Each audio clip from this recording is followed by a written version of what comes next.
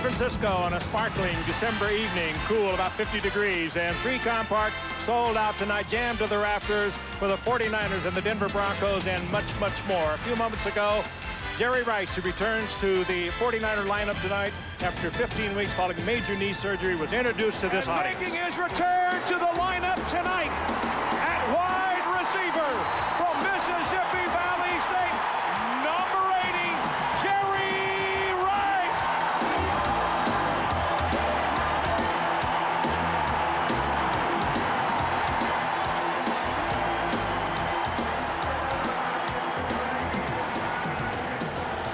And even more, Joe Montana's number will be retired at halftime. A very meaningful game here tonight. The 49ers and the Broncos. The 49ers have won their division, but if they can win tonight, they will lock up that very important home field advantage throughout the entire playoffs. For the Broncos, also very important. They come in tonight, Al, they need a win to stay with Kansas City, but they're also going to need help. Right, they're trying to regroup in a sense, because this is a team, strangely enough, that could wind up with 13 victories this season, have the second best record in their conference, and yet be forced to play 3 games to get to the Super Bowl, including 2 on the road. Now, they're coming off a game last week in which they led Pittsburgh 21-7 and lost the game to the Pittsburgh Steelers, and they are much, much better at home and have been through the years. They're 7-0 at Mile High Stadium and only 4-3 away from home this season. So for the Denver Broncos, tonight's game is not only important mathematically, but emotionally, to beat a good team on the road, something they're probably going to have to do a couple of times to be able to play in San Diego in the Super Bowl at the end of January. Meanwhile, Dan, the 49ers are thinking in a whole other direction. If they win tonight, they don't have to leave the state for the rest of the year. No, because they'll just go down the pike to San Diego, Al. They do know what's at stake. That's because here in the NFC, if you've had home field advantage in 5 of the last 6 years, you've not only stayed at home, you've gone on and you have won the Super Bowl. And these very playoff-savvy 49ers know how important that is for them. And tonight will be the usual cast of characters. Steve Young enters the game, the NFL's highest-rated quarterback. Now, Jerry Rice, as you saw, will play tonight. He's not going to start at wide receiver. Owens and Stokes will do that. He's going to be their 3rd wide receiver, but he is it for the game. He's going to get maybe 15 or 20 snaps in that position. And, boy, we'll be watching every single step he takes. The marquee matchup tonight, though, is the number 1 rated defense of the 49ers against the number 1 rated offense of the Denver Broncos. I don't know what more you could ask for tonight from San Francisco. 2 teams destined for the playoffs. Joe Montana's jersey retired at halftime, and the return of the legend, Jerry Rice. Stay with us. Happy holidays, Dave. Same to you, Red. I think you'll find this spicy chicken sandwich spicier than yours. It's not bad. But remember this? Wendy's spicy chicken is seasoned with Dave's own blend of pepper and spices for that spicy hit you crave. So? So you got any more in the bag? Maybe. Yeah. Right. Wendy's spicy chicken sandwich. It can warm up anybody. Say, hey, jingle bells, jingle. The AT&T One Rate plan has made long-distance pricing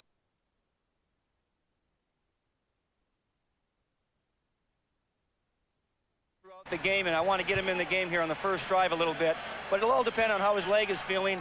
If he's feeling good, well, then we'll play him probably a little bit more, but if he feels anything at all, then we'll pull back. I know everybody just wants to see him play and walk off healthy. You bet. Coach, thank you. Okay. Al? All right, thank you, Lynn. So we have Elway against Young. We have a team seeking to get home field advantage throughout the playoffs. Jerry Rice back. Montana's number retired at the half. Terrell Davis. Apart from that, not much happening here tonight. Here we go from San Francisco. A beauty on Monday night as Jason Elam kicks off. Taken at the 3 by Chuck Levy, who's the fastest of the 49ers. And the former Arizona Cardinal brings it back to the 34-yard line. Steve Young. Again, a great year, seeking his 5th passing title. Leads the league in pass rating. 18 touchdowns this season, only 6 interceptions. Terry Kirby out of the backfield because Garrison Hurst is hurt. William Floyd, the fullback. Stokes and Owens, the wideouts, and the retiring Brent Jones, the tight end. Deese, Brown, Doleman, Gogan, and Scrafford. It's a mix-and-match offensive line that's gotten better week after week. And the first pass is dropped by William Floyd, the fullback. He'll run a lot, about 10 times tonight, and they'll throw to him a lot, but he drops this one. Defensively, a 4-3 for Denver. Neil Smith on his way to the Pro Bowl. Trailer, Tanabasa comes back from an injury, and Alfred Williams. Mobley having a great year. Aldridge and Romanowski, the linebackers. Bill, an ex-49er. Crockett and Gordon at the corners. Atwater and Braxton, the safeties. Gordon's had a fine year until last week when he was burned for 3 touchdown passes. Second down and 10. And Young, good protection. Over the middle, Floyd makes the catch. And Floyd fights his way to the 38. Now it's 3rd and 5. And Jerry Rice is coming into the game. Here he is as the 3rd wide receiver.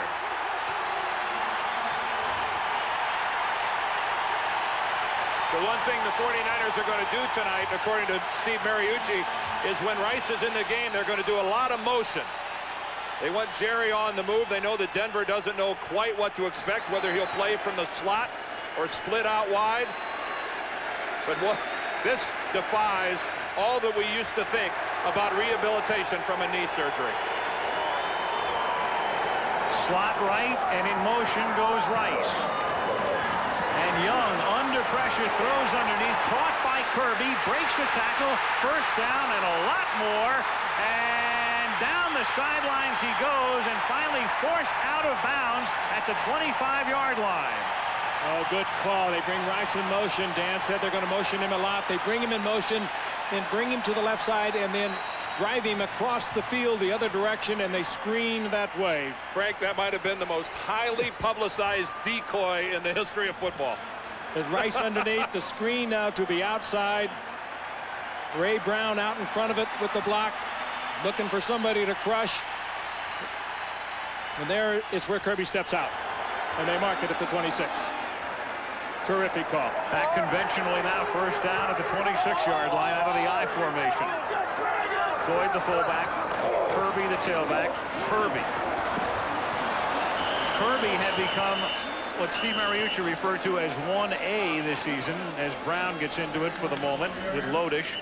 Garrison Hurst had assumed the lead role. He was the featured back, but with Hurst hurt and they hope to have him back for the playoffs, Kirby has to play not in an every down situation, but a lot more. Well, Garrison Hurst was a guy that they really counted on to bang it in there. He's got 1,019 yards, and the 49ers are hopeful his broken collarbone will allow him to come back 5 weeks after the injury. That would be for their first playoff game after the bye week. Could well happen too. It wasn't displaced, and they feel confident he will be back. 2nd and 10. Owens now in motion. And a little swing pass to Kirby. Cuts it back, takes it to the 18-yard line, a little short of the first down, tackled by Crockett. It's 3rd down, short 2, long 1 in that neighborhood.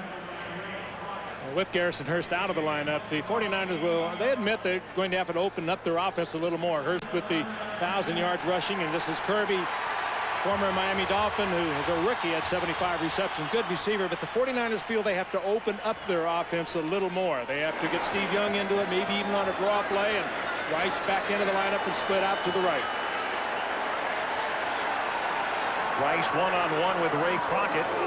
3rd and short. Young looks the other way, throws over the middle into a lot of traffic, and he tried to jam it into Brent Jones, who has announced his retirement at the end of this season. Alan Aldridge breaks it up. So it's 4th down and 2, and Gary Anderson, who's approaching Nick Lowry's career field goal mark, will try to come one closer. Well, there's so much emotion here. Brent Jones, one of the great 49ers, over 400 receptions, a terrific guy, and this will be his last regular season game played here at San Francisco.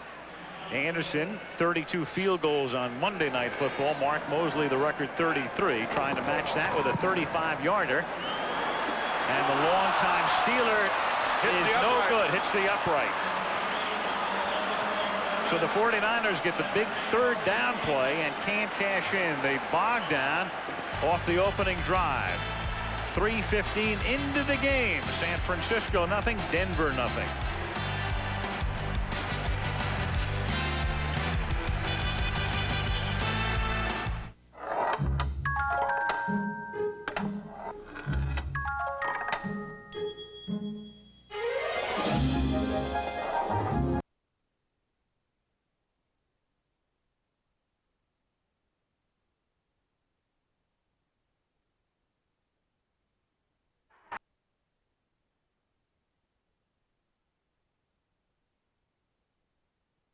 Elway's numbers in his 15th season, the man who has guided his team as a starting quarterback to 137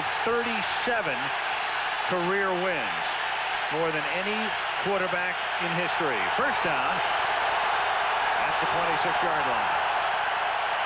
And Elway gives the ball to Terrell Davis, battling with Barry Sanders for the rushing title. And Davis's first carry of the night is a 6-yard gain. The ball came loose, but after it hit the ground. Woodall makes the tackle. The supporting cast for Elway.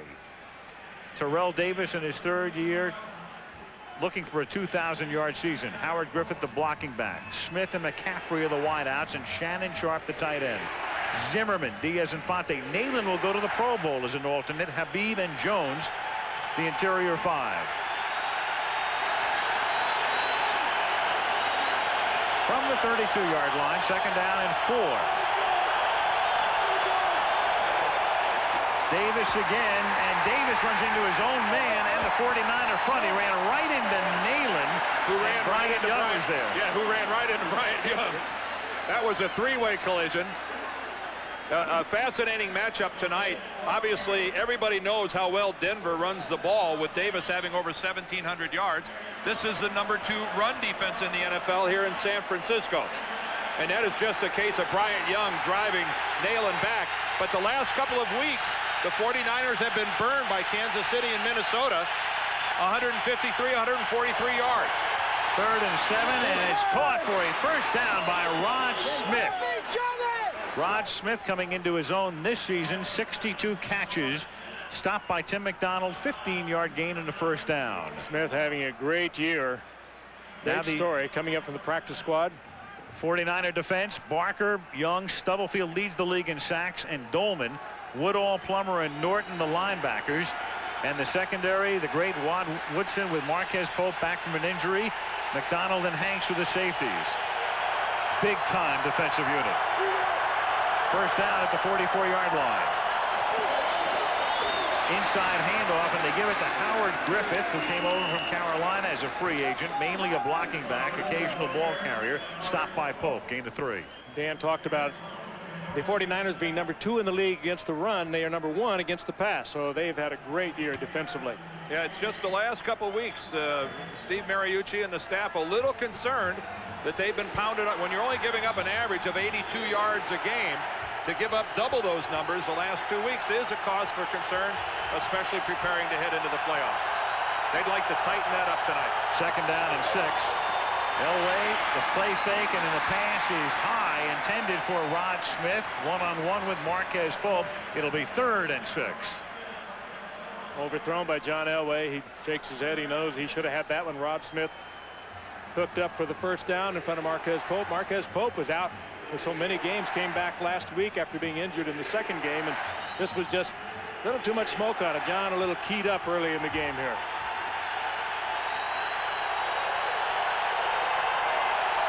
Third down and 6. 4 receivers set.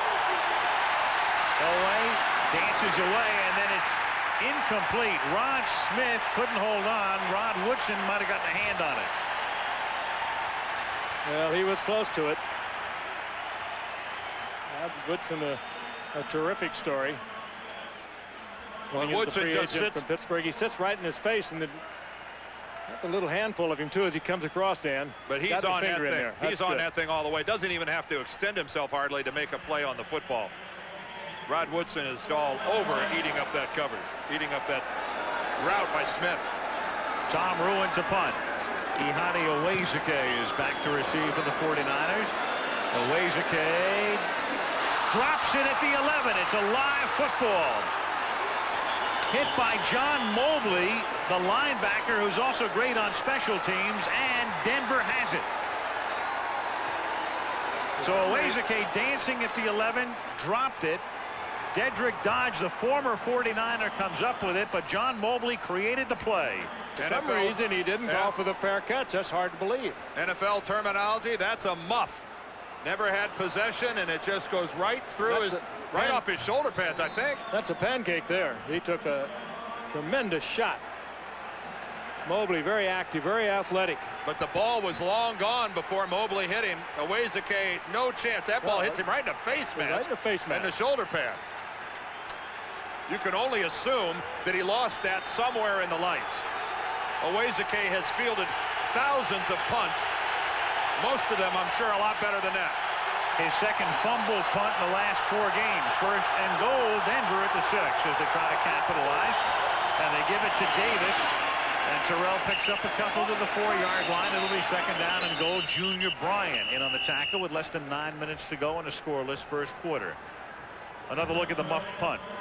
Hard to think it would be the lights, though. It's coming right straight down, but it did. It got him right in the shoulder pads or the face mask, and then he just got creamed. There's not a lot of wind. In fact, for here at Candlestick Point, a very, very calm night. But Owezike misjudging where this ball is going to drop. Right in the mask. Right in the face mask.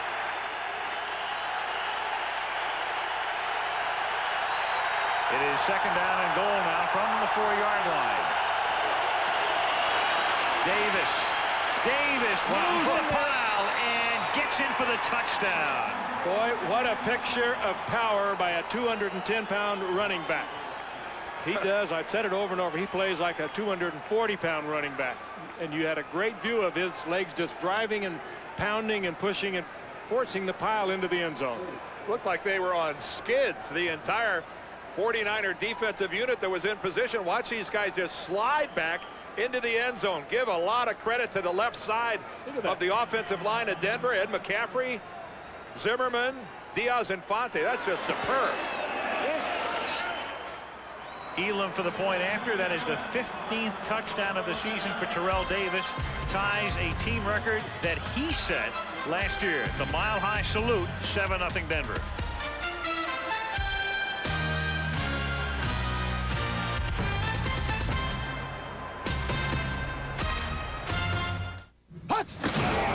AT&T, it's all within your reach presents It's My Game. Forecast for Denver. Snow by kickoff time at Mile High. Should be 7 to 8 inches of the white stuff. Shannon Sharp, watch your footing. Could be a little treacherous out there. Okay, you see these swirling northwest winds. Don't expect John Elway to be throwing to that. No, instead the Broncos will be giving the ball to Terrell Davis. Should be a defensive battle. A late field goal will win it. That's it for weather. And now to sports. 2 hours? All right, we'll be waiting.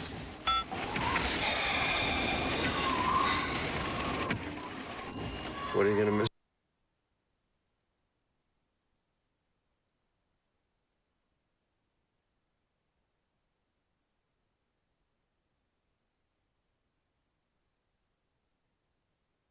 On a gorgeous mid-December night, Denver capitalizing on the Owezike fumble, leading at 7-0 as Elam kicks off for the second time, and Chuck Levy brings it back from the 3. And Levy taken down at the 22-yard line. That's where the Niners have it with 8:03 left in the first quarter. The Broncos 7 and the 49ers nothing.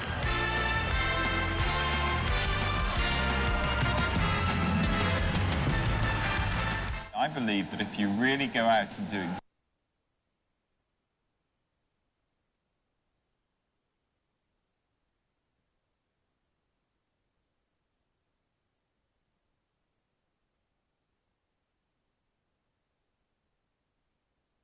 John Elway, who's just guided his team with Shannon Sharp off his shoulder to a 7-0 lead as the 49ers have it at their own 22-yard line. Niners' first drive resulted in a missed field goal, in case you're just joining us, and Steve Young gets hogtied by Alfred Williams.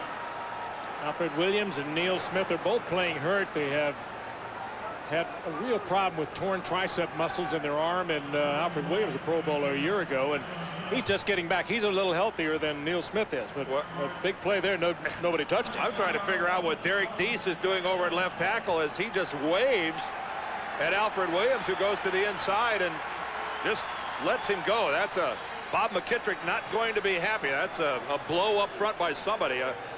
And Alfred very smartly doesn't drive Steve Young into the ground. Bryson on 2nd and 20. That was a 10-yard sack. And Young looking in that direction. Caught by Jerry up to the 28-yard line, and there it is. 105 days, 15 weeks after the operation, a 16-yard reception. And his consecutive streak of having a reception in how many games? 176, I believe. He's trailing only Art Monk. That's 177 now. And every person in America who has had surgery on a knee that's watching this game is now scratching their head in utter disbelief, myself included. Ray Crockett hit him. 3rd down and 4 from the 28-yard line. Young throws, caught by Kirby, and he's tackled at the 30-yard line by Romanowski, and that's short of the first down. So 4th down, Rice comes out, kind of appropriate. His first reception is a 16-yarder, with Montana's number getting retired tonight. Largent with the 2nd longest streak, and Monk with the longest streak, and Rice can get that next year. Art with 183. Tommy Thompson to punt, and Rice was saying before the game, he said, one of the reasons I spotlighted tonight, I said tonight's the night, was because Joe gets his number retired. And he also said it gave him a goal to shoot for. Well, they made it. Tommy Thompson to punt. It's a low, short kick. A fair catch is called for, but letting it go was Darian Gordon, and it is down at the 42-yard line. Only a 28-yard boot, so the Broncos in pretty good shape here in terms of field position. 5:57 left in the quarter. Denver 7, San Francisco nothing.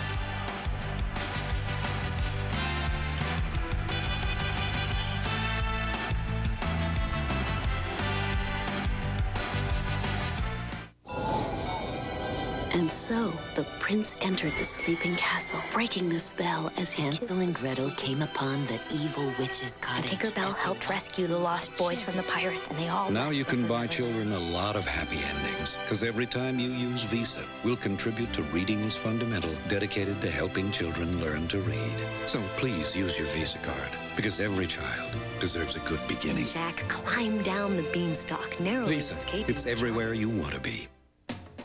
This new tax law is going to affect every aspect of your financial plan. It's going to affect your savings rate, the way that you plan for retirement, children's education, Prudential Securities.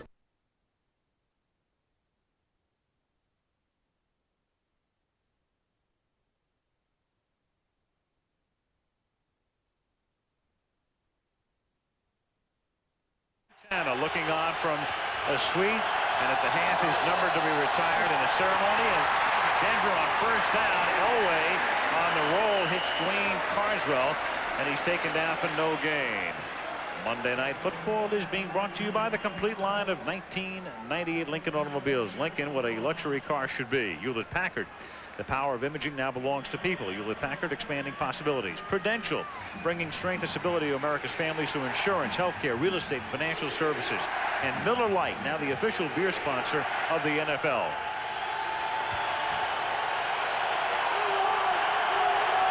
Bridge on a sparkling night. 2nd down and 10 from the 42-yard line as Terrell Davis finds very little room to roam and is taken down at the 44, and a flag comes in.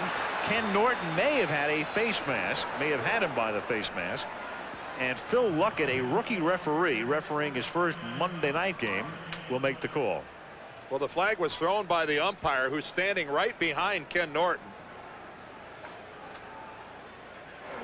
Face mask on the defense, number 51, 5 yards only.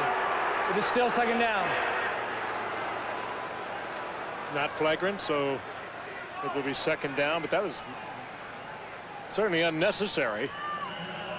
Seeing there were about 6 other guys in on the he tackle. was stopped. And there you see at the top of the picture, see the left hand of Ken Norton. Not often you see a running back pointing to a face mask while it's happening. 2nd down and 3. Davis's 6th carry of the night as he turns the corner, and Davis is forced out of bounds very close to a first down, just inside the 48 by Merton Hanks. Boy, I'll tell you, he is bruising. That's twice he has just bowled Hanks over. Yeah, I'm not sure he was forced anywhere by Merton. He almost took Hanks' head off. But earlier in the game, the first time he carried the ball, Dan, you and I both saw it, he ran right over Hanks. Well, talk about running big. That's what Terrell Davis does. He's only 210 pounds, But this is not the way a 210-pound guy meets somebody. He hurt you. He hurt Merton Hanks on that. It is a first down for Denver from the 47, and now it's Davis exploding through the hole. Tim McDonald stops him at the 40-yard line, a gain of 7. Hanks again bowled over. Hanks, he's going to be a cheerleader out there. Hey, guys, stop him before he gets through to me. And right now, John Marshall, the defensive coordinator of the 49ers, has to be thinking to himself, look out. Now, this is a couple of bad weeks defending the run, and we're not off to a good start tonight as Terrell Davis chases Barry Sanders. Right up to the second, he trails Barry by 125 yards. Second down and 3 from the 40-yard line. Elway with a deep drop and then floats one incomplete, intended for Davis. You know, you'd think Barry Sanders is back home in Detroit resting easy tonight, thinking that the 49ers haven't let a back get 100 yards on them yet this season, and that so his lead ought to be safe. John Marshall there, the defensive coordinator of the Niners, but they've been gashed a little bit the last couple of weeks, and right now he's got to be a little upset and maybe thinking about walking his safeties up a little closer to the line. Davis has carried 7 times for 22 yards. Elway comes up in the gun. Denver leading 7-0. Here come the Niners. They pick up the blitz, and it is caught for a first down. That's Shannon Sharp's first catch of the night. And Shannon Sharp, who will be going to the Pro Bowl, is the recipient of his 60th pass of the season. Shannon Sharp looking that right into the hands last week against the Steelers. The Denver Broncos dropped with Mike Shanahan estimated to be 11 passes. John Elway having a great game against the Steelers, but they were dropping passes all over the field a week ago. Shannon sure-handed ordinarily, and Mike Shanahan saying maybe they're getting a little too casual with it, but they are focused tonight. Vaughn Hebron joins Davis in the backfield. Elway throws, caught by Davis. He's tackled at the 32-yard line. They do go Davis's way a lot. That's his 41st catch of the year. Lee Woodall makes the tackle. Well, next week we'll wrap up our 28th year of Monday Night Football, and it couldn't have worked out any more perfectly in terms of drama. Patriots and the Dolphins. If the Jets beat Detroit next Sunday, then the winner of that game wins the AFC East. The loser is out of the playoffs. Even if the Jets lose, the winner of that game will host a wild card game. The loser would have to play on the road throughout the playoffs. Huge game in Miami next Monday. 2nd and 9. Davis taken down after a short gain. It is Chris Doleman and Lee Woodall converging on the stop. Doleman having a terrific year. Steve Mariucci says we are a veteran-friendly organization. Indeed they are. Doleman, one of 10 guys 34 years of age or older on this team. And one of 9 guys on a defensive unit that has Pro Bowl experience. Assisting there, Lee Woodall, he's well in excess of 30. 3rd down and 8. Elway hangs in the pocket, and the pass is broken up. Smith looks for a flag. No way. Merton Hanks knocked it away. Hanks having a big year on his way to the Pro Bowl, looking for his 6th interception.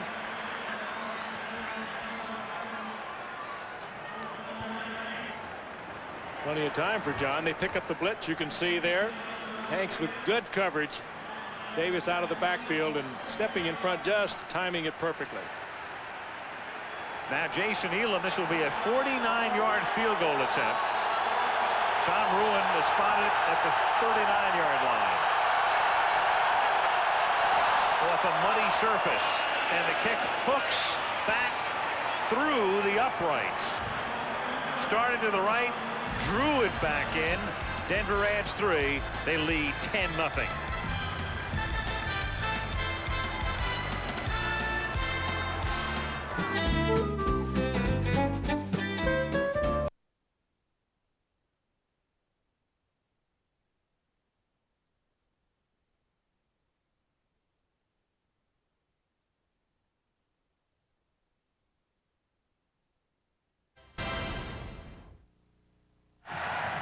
Gary Plummer going over things on the 49ers sideline. The 49er defense. Well, you can't really blame them for a 10-0 deficit right now. It's the Wazake fumble that led to a 6-yard touchdown drive of sorts, and then a field goal has made it 10-0. Elam's kick, Chuck Levy from the 5-yard line back to the 20-yard line. Tackled by Steve Russ. George Stewart, the special teams coach of the 49ers, pacing the sideline. And here's tonight's the Home Depot coaches facts. 7 current NFL head coaches were at one time or another assistants with the 49ers. Pete Carroll of the Patriots, Bruce Coslett Bengals, Jeff Fisher Oilers, Dennis Green Vikings, Mike Holmgren Packers, Ray Rhodes Eagles, and Mike Shanahan, who's across the way tonight, the Denver Broncos head coach. All 7 at one time or another coaches here, assistants, and Steve Mariucci winds up getting the job after 1 year at California. West Coast offense all over the NFL. Terry Kirby picks up a couple. The irony is that at one point had Mike Shanahan decided to stay 3 years ago, and if Seifert had not been here this year, then Mike would have been the 49er coach.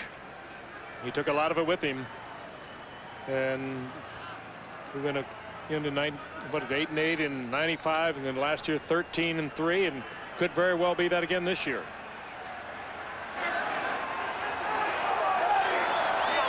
Second and 8 from the 23-yard line. Young throws. It's caught by Terrell Owens. Owens and J.J. Stokes, in the absence of Rice this season, have been able to emerge, and there is Jerry awaiting his next opportunity. But Owens really had to step up along with Stokes, and they've done that. There's a typical West Coast pattern. About a 2-yard hook by a wide receiver in the slot. Now this is a reason the quarterbacks' throwing percentages have gone way up in this league. Steve Young, 68%. Yeah, and that's why. That's a pretty high percentage pattern. Rice back in the game. 3rd down and 2. Young throws off his back foot, and under pressure, Steve Atwater was blitzing, throws it out of bounds, and so it's 4th down, and the 49ers sputtering here in the first quarter. Well, a beautifully timed blitz by Atwater right between the center and the guard. No 49er there to pick it up, and Steve Young had no choice. Yeah, it was just real. So much of a blitz is timing. Look right on the right side. There comes Atwater right between the center and the guard, and Steve Young almost got caught on his ankle there, and that's just really well timed by this 7-time Pro Bowler, Steve Atwater. That was an out intended to Jerry Rice. He just had to throw away. Tommy Thompson to punt. Darian Gordon back to receive. Good punt. Gordon backs up. Gordon fields at the 21-yard line, and under pressure from the Niners, can't escape. Tackled back at the 20-yard line as the quarter expires.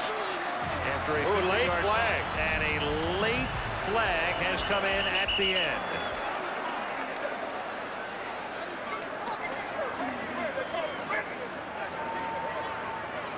This flag came in when players were already headed for their respective benches.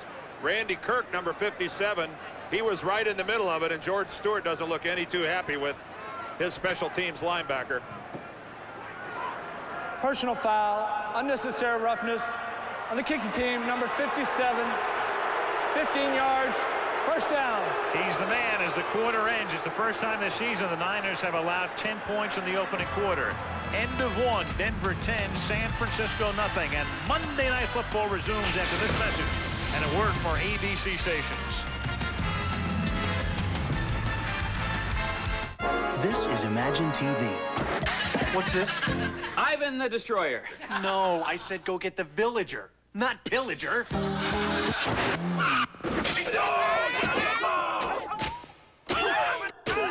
There's no one to fight here. Maybe he just wanted to drive his Mercury Villager.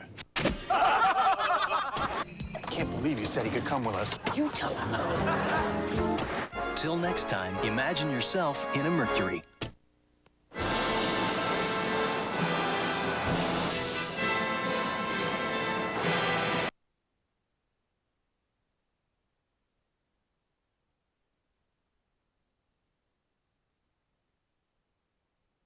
Grades are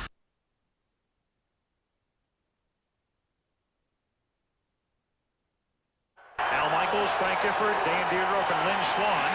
And Terrell Davis begins with a 2-yard pickup to the 39. He's tackled there by Dana Stubblefield.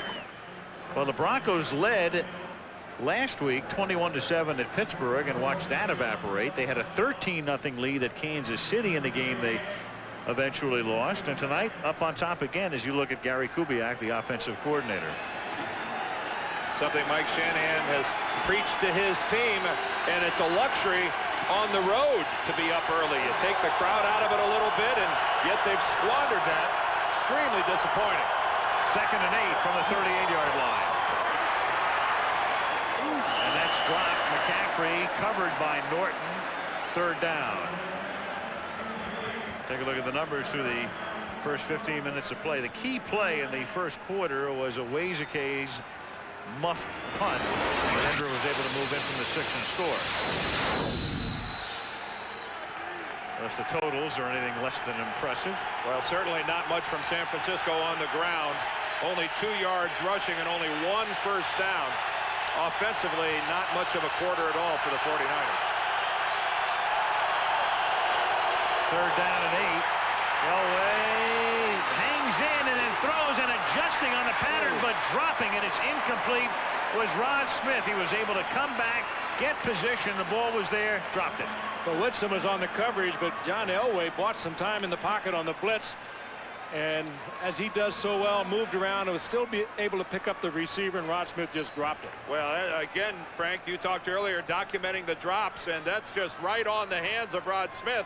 A tremendous effort by John Elway, once again wasted by a Denver receiver, just plain dropping the football. On the subject of drops, since Owazeke dropped the punt, Rod Woodson goes back to field this punt. He used to do a lot of this early in his career at Pittsburgh, and very successful.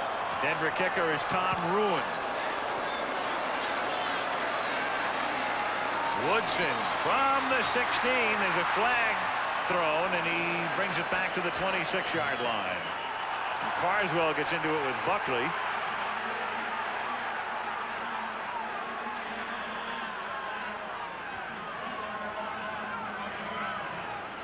That's Woodson's first punt returns as Rick Dennison barks, the special teams coach, from the sideline. Rod had not returned a punt since 1994 in Pittsburgh before he had the reconstructive knee surgery.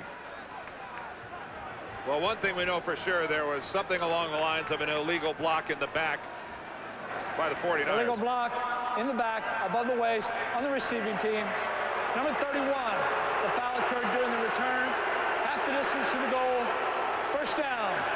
That's Zach Bronson, a reserve defensive back. Watch on the left side of the screen. There it is. Right out in the open. Oh, tough to get away with that. We're back at Erickson Stadium where we're down to the final seconds of the game, and it's still tied. The kick's high.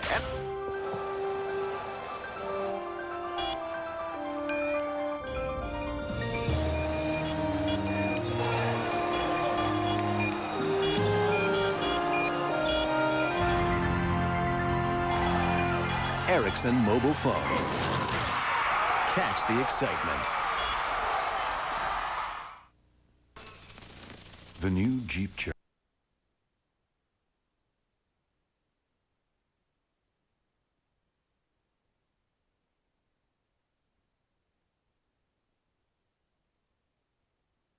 '49ers trying to wrap up home field advantage throughout the NFC playoffs.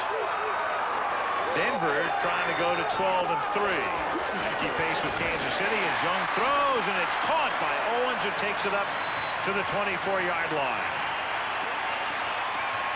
Terrell Owens, who really stepped up big time this year. You mentioned it, Al, when Jerry Rice went down, averaging 15.5 yards per reception. Good athlete, big, 6'3", tough for a defender, and Crockett playing way off Owens. You're expecting the speed, and first down 49ers. Well, the motion of the 49ers rotated the secondary of the Denver Broncos to the other side of the field, really leaving Crockett alone. That's San Francisco's second first down. Young throws it out, and it is knocked down by Darius Johnson. Intended for J.J. Stokes. Dangerous pass, second down. Stokes is the other receiver for the 49ers that has stepped it up since the loss of Jerry Rice in that first game. He's big too. He's 6'4". Good coverage here by Johnson. Steve really just a little late getting the ball there. Unusual for him.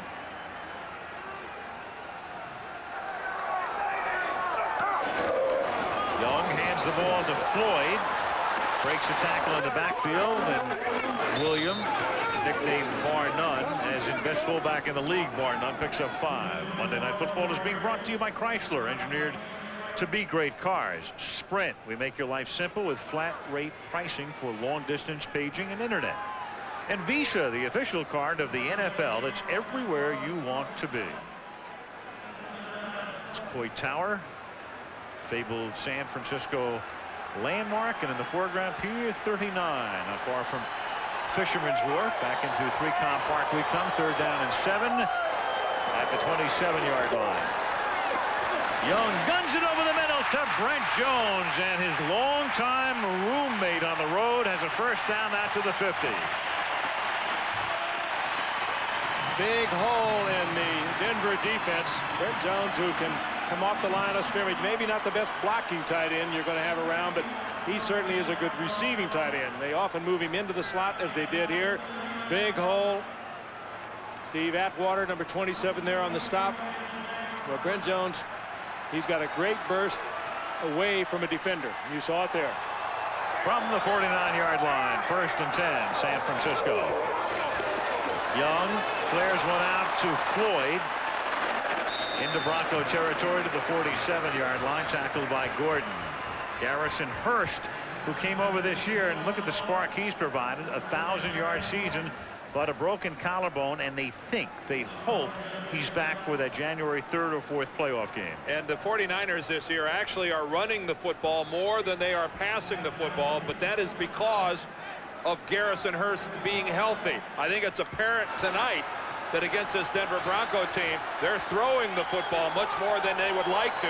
It's been almost all Steve Young to this point. 2nd down and 6, and now it is Kirby inside the 45, a couple of yards short of the first, tackled by Romanowski. 3rd and short. I mean, they're going to try to get what they can get out of Kirby. They're going to try to get maybe 10 or so out of William Floyd.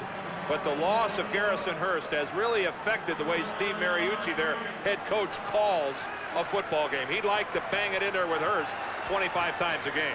Kirby very versatile. He's a good running back, but just not the power runner that Hurst is. Good receiver out of the backfield.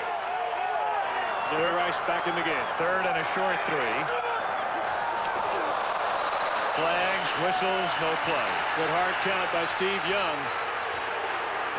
And defensively, Neil Smith is pointing a finger at the 49ers.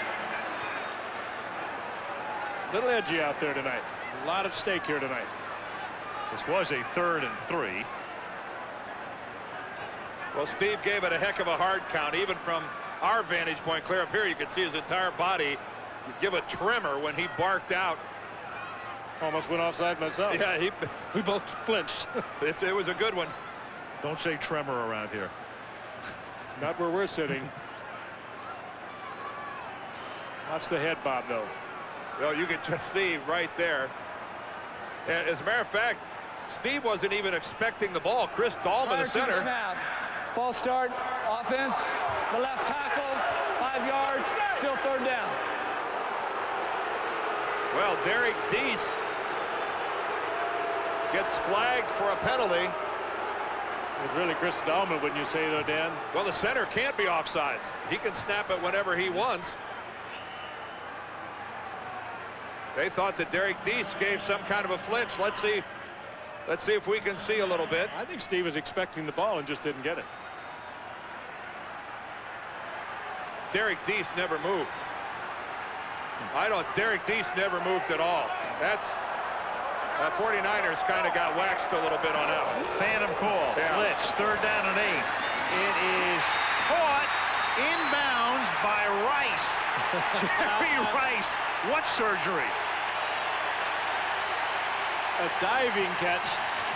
Well, keep in mind, it's his left knee that was surgically repaired, and on this pattern breaking to the left sideline, he's got to plant. Let's take a look at it. He's going to have to plant on the left knee right there.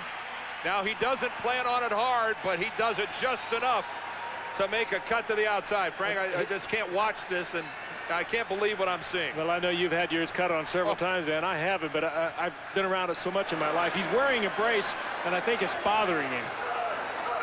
First down from the 39-yard line, and it is Kirby going nowhere. Taken down by Neil Smith. Jerry Rice, 2 catches tonight. If he scores a touchdown tonight, among all of the other things that would surround something like that, it would give him an even 1,000 points for his career. I think what Jerry Rice and Steve Mariucci would really like is to walk up the tunnel together with Jerry Rice being healthy. Absolutely. And forget about Seattle next week and start thinking about the bye week. And 2nd and 11. Young nice on the time and then throws and puts it in there perfectly for William Floyd, who pulls it in at the 28-yard line and moves the sticks. First down. What a catch on the part of Floyd, who came up in '94 as a first-round draft pick, had that horrendous knee injury in '95, but he was a real surprise to the 49ers of what a good receiver he was. Nice pass rush by the Broncos, huh? Watch him go down, concentrate on this football. Diving catch, scoops it up. Good effort. First down to the 28. Young throwing, and that is caught by J.J. Stokes as the 49ers are on the move to the 18-yard line, and that's close to a first down. Steve Young actually directing traffic. Well, and when Stokes moving to the inside, Young didn't like that. Kind of watch him break to the inside here. Now Young said, no, move over here. And so typical of the 49ers, when they are in their offensive rhythm, everybody gets to touch the football, and they get to touch it all over the football field. Whether it's Brent Jones, split as a wide receiver, Stokes, Owens, Kirby, everybody participates in a 49er drive when they're hot. From the 18, it's Williams, unabated. Yeah, that's... Williams is saying Deese pulled him off. Well, why not? They got it one time before when Deese did move. Go to the well and try it again. Now Deese this time might have flinched a little bit. Offside defense. Nope. 91. Unabated to the quarterback. Now 5 yards, still first down. The amazing thing here is Deese might have flinched a little bit. It's like hockey. Evened out. It's like hockey. You call the wrong penalty, you got to even things out, right?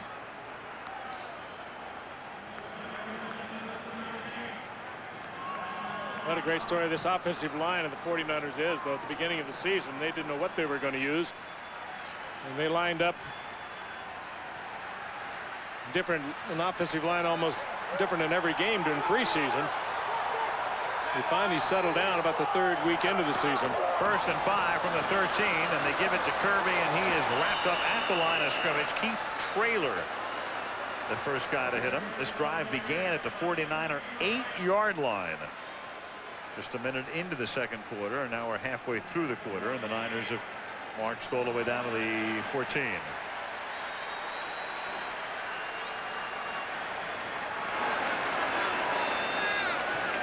Numbers on this drive. 49ers, William Floyd is being looked at on the bench by the trainers. 2nd down and 6. Rice in motion. And Young throws, and it is caught by Jerry. He is being mobbed. What a story. That's 1,000 points. It's only the second quarter, too, Al. He came to play.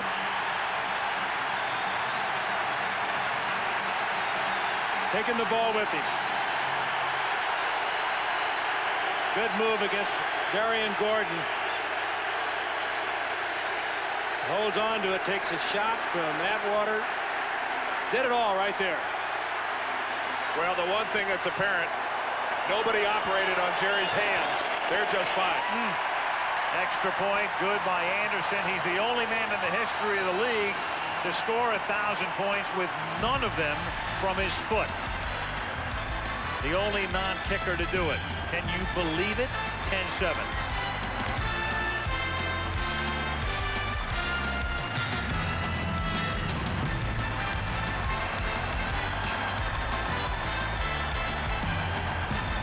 Pennzoil, formulated to protect against the hazards of stop-and-go driving, presents protection at its best. In Week 15, which team shut out its opponent while holding them to under 100 total yards? Stay tuned. At Pennzoil, we know brutal driving doesn't just take place on a racetrack. It begins at the end of your driveway. You stop, you go. You stop, you go. If this reminds you of your commute, we recommend you use Pennzoil motor oil. Pennzoil, formulated for today's stop-and-go driving. Morning, Bob. Morning, Henry. Stop, go, Pennzoil. Led by a dominating defense, the Chiefs beat the Raiders 30-0. Vaughn Booker recovered a fumble and Wayne Simmons had 2 sacks as Marty Schottenheimer's team clinched a playoff berth for the 7th time in 8 years. There are cars that are built to appeal to your passionate side and your practical side.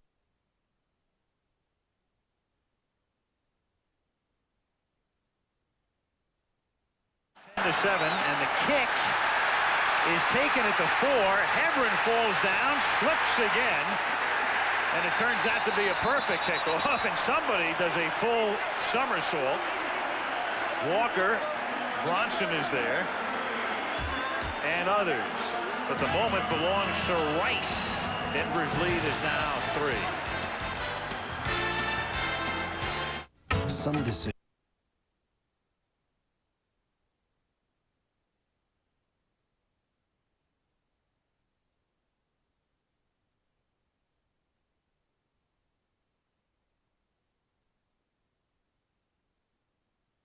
The Patriots meet Dan Marino and the Dolphins on Monday Night Football. Bring on the game now!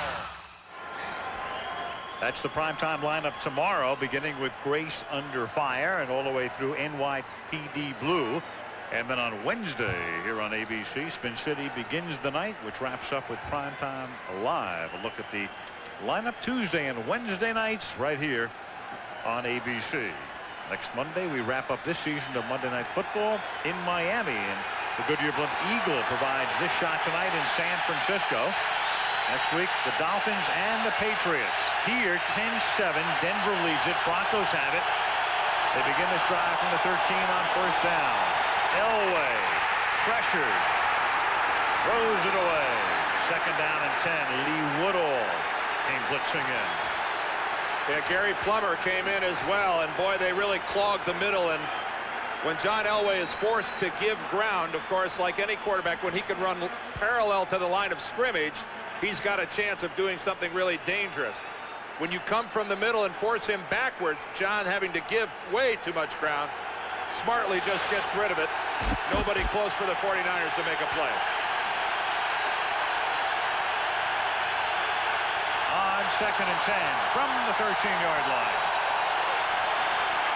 McCaffrey makes the catch, greeted immediately by Rod Woodson at the 18-yard line. It'll be 3rd and 5. McCaffrey is the kind of receiver that Woodson likes to go up against. Woodson is a gambling cornerback, and where he probably doesn't have the speed that he had when he came up, he's pretty quick. But McCaffrey he just got a lot of moves, but Woodson doesn't pay a whole lot of attention to any of them. He just plays it very tight, very close, will gamble a lot. He's right there. And it's a pattern that's really dependent upon the defender missing the tackle to pick up a first down. 3rd and 5. Elway from the gun. Good coverage, except the coverage is illegal. Tyrone Drakeford had his arms wrapped around Willie Greene.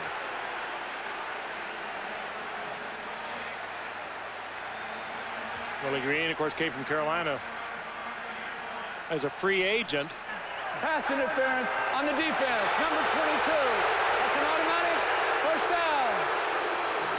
Well, Drakeford, first of all, it's like he knows this pattern is coming. Talk about sitting on a pattern. He played it well. He sure did. He's all over this thing. He's right there. Boy, that's well, the pretty good official defensive play. From behind throws the flag, so he's throwing it based on Drakeford's left hand and left arm. Which may have grabbed the jersey. Yeah, that's the only thing he's able to see from behind. Now Elway on first down, tries to capitalize. We've got flags again. Rod Smith makes the catch. Now, we talked about Woodson playing it very tight, gambling. That time he came up against Rod Smith, and no question he was holding.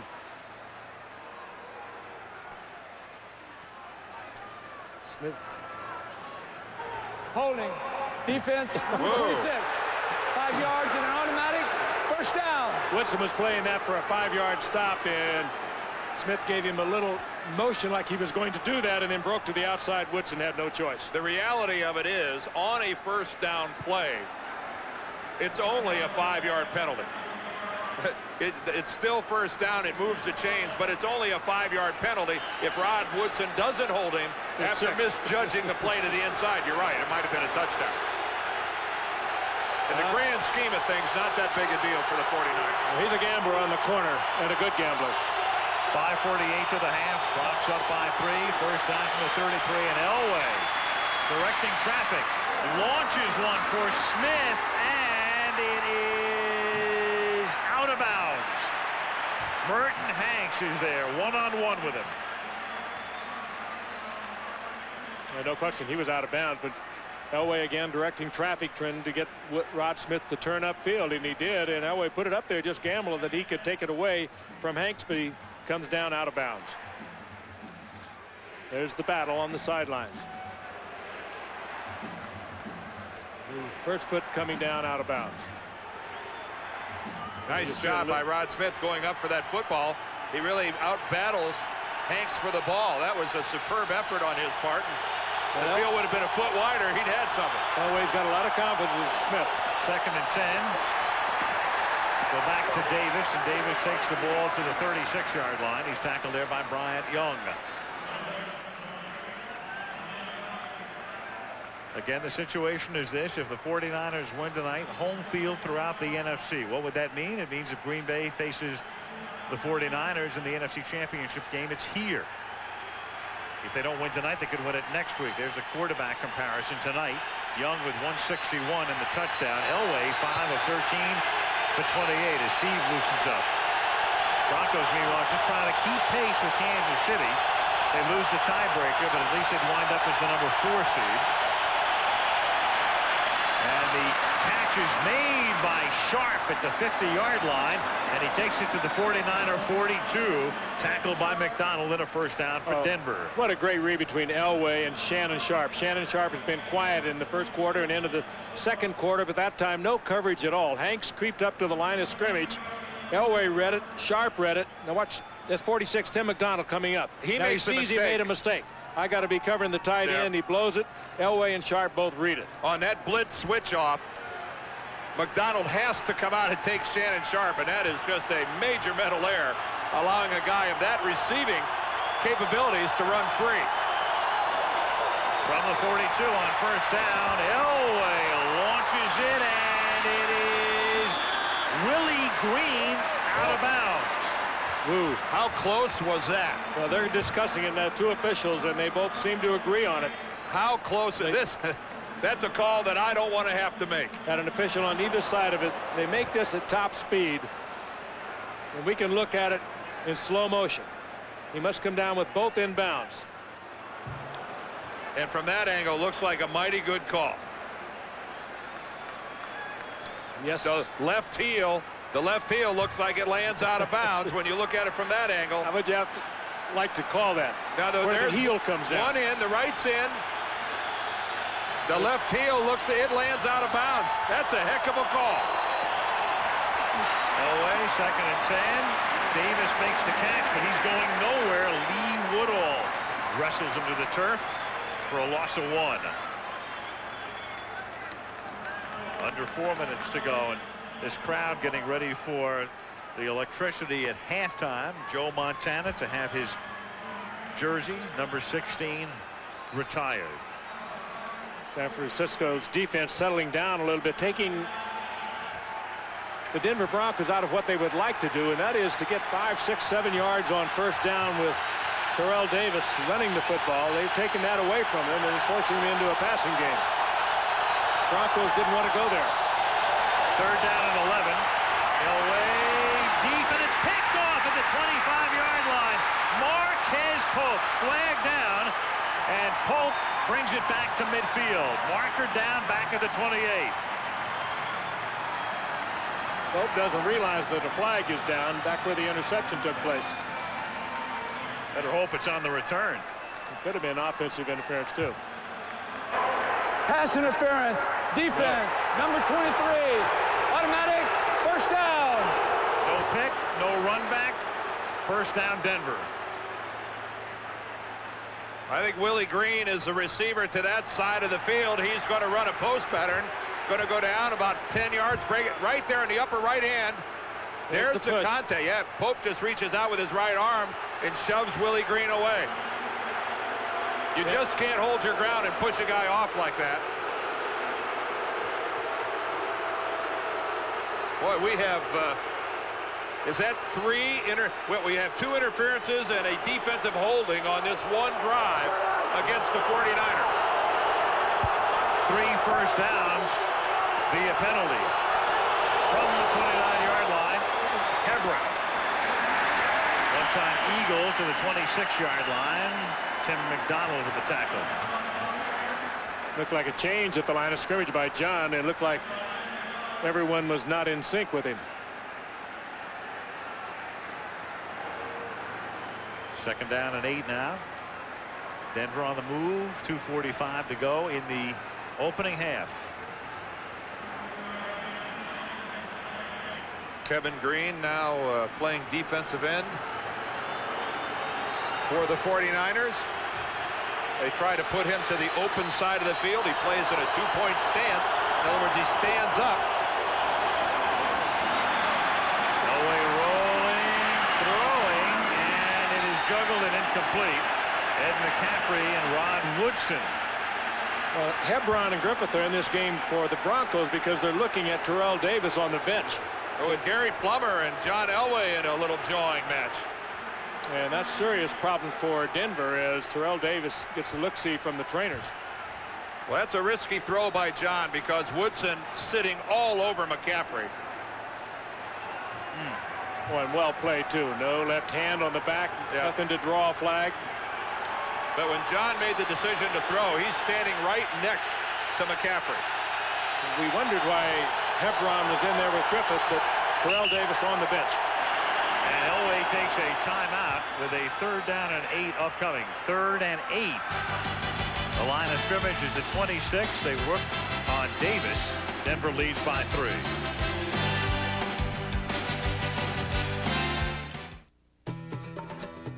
It is 180 degrees from expected. It is a leather-trimmed interior. And now, it ties as J.D. Power and Associates' most appealing minivan. The new Chrysler Town & Country LXI. Built on the belief that great cars appeal to a more passionate side. And now, it's available with $1,000 cash back or a very special low lease rate. Chrysler, engineered to be great cars. ID confirmed. Bond. James Bond. ID confirmed.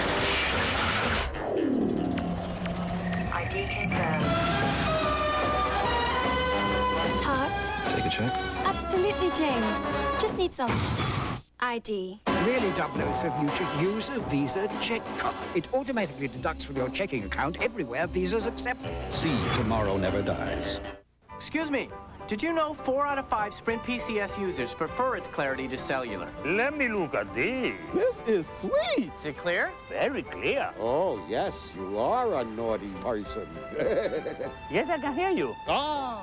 Oh, oh, oh. Santa, have you seen the new Sprint PCS phone? Buy one now and get rates as low as 10 cents a minute, anytime. Buy. I said buy the phone. He took it. For the first time on network television, I'm pregnant. Emma Thompson, Danny DeVito, and Arnold deliver. Is this your first? Yes. Junior, Sunday on ABC. Monday Night Football live on the web, and you can pick it up at abcmnf.com. That's the address. Denver has it. Big play coming up here. 3rd down and 8 27-yard line. Davis out of the game. Elway working out of the shotgun. 2:20. Niners come on a blitz. Elway launches it for Greene, and he's covered by Pope, and it's 4th down. Pope with inside help from Bronson. They had him blanketed. Elway just basically throwing that away. And Elam comes on for a field goal attempt of roughly 44 yards. As the outside coverage by Pope. Watched 31 come from the inside. Elway saw it. Just threw it out of the end zone. Tom Ruin to hold it. And Elam's kick is no good. Wide to the left. Started out down the middle. Drew off to the left. And the Broncos come up empty with 2:10 to the half. This is the idea for the Energizer Double Barrel Flashlight. Unique double barrel design that extends battery life. Combined with the halogen xenon bulb, burns brighter for longer than any light in its class. Energizer Double Barrel. One barrel brighter, one barrel better. We all know how much help buddies can be. Looking good. You all right on that? So get the new Workmate. The powerful clamp that can go anywhere and hold anything. Oh. The new Workmate. Breeze feels good, doesn't it? Built by Black & Decker. Ed DeBartolo will be presenting Joe Montana at the half. As you know, he resigned as chairman and as a director of the 49ers. As Steve Young on 1st down looks one-way throws. Jones makes the catch and a flag goes down. Get the call in a moment. But Eddie resigned as the chairman and director of the Niners because he wanted to distance the team as much as possible from an investigation by a federal grand jury in Louisiana into his involvement in an application for a riverboat gaming license. His sister is now assuming the roles that he had. Denise Prior to the pass, holding, defense number 53. The penalty is declined. The result of the play is a 1st down. 1st down for San Francisco. Bill Walsh will also be a part of the halftime ceremony. So a lot going on at the half. Bill Romanowski all over Brent Jones as he tries to come off the line of scrimmage. Breaks to the outside, gets the completion, and also gets the pass interference call. Boy, I'd hate to hold a guy that bad and still have him go downfield to catch the pass. You're not doing your job. Wow. At least effectively. You're going to hold. 2-minute warning in San Francisco.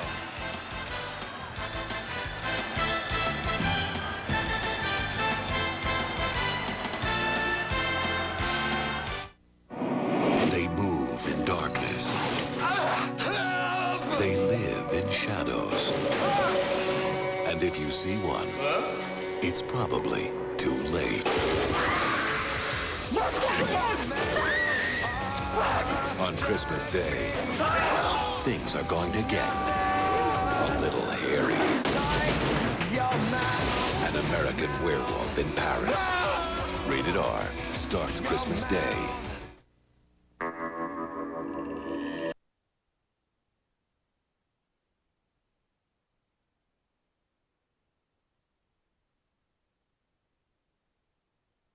Will be from San Francisco. 1st down, Niners at the Denver 49. 2 minutes to go in the half. Young throws, caught by Jones, and Brent to the 25-yard line. Young and Jones, they call themselves Klugman, the odd couple. And they are. He's a lot of fun. But meanwhile, Denver is just turning Jones loose on the inside. Which one's Matt, though? Which one's Klugman here? Well, this has got to be Klugman. 1st down, 49ers.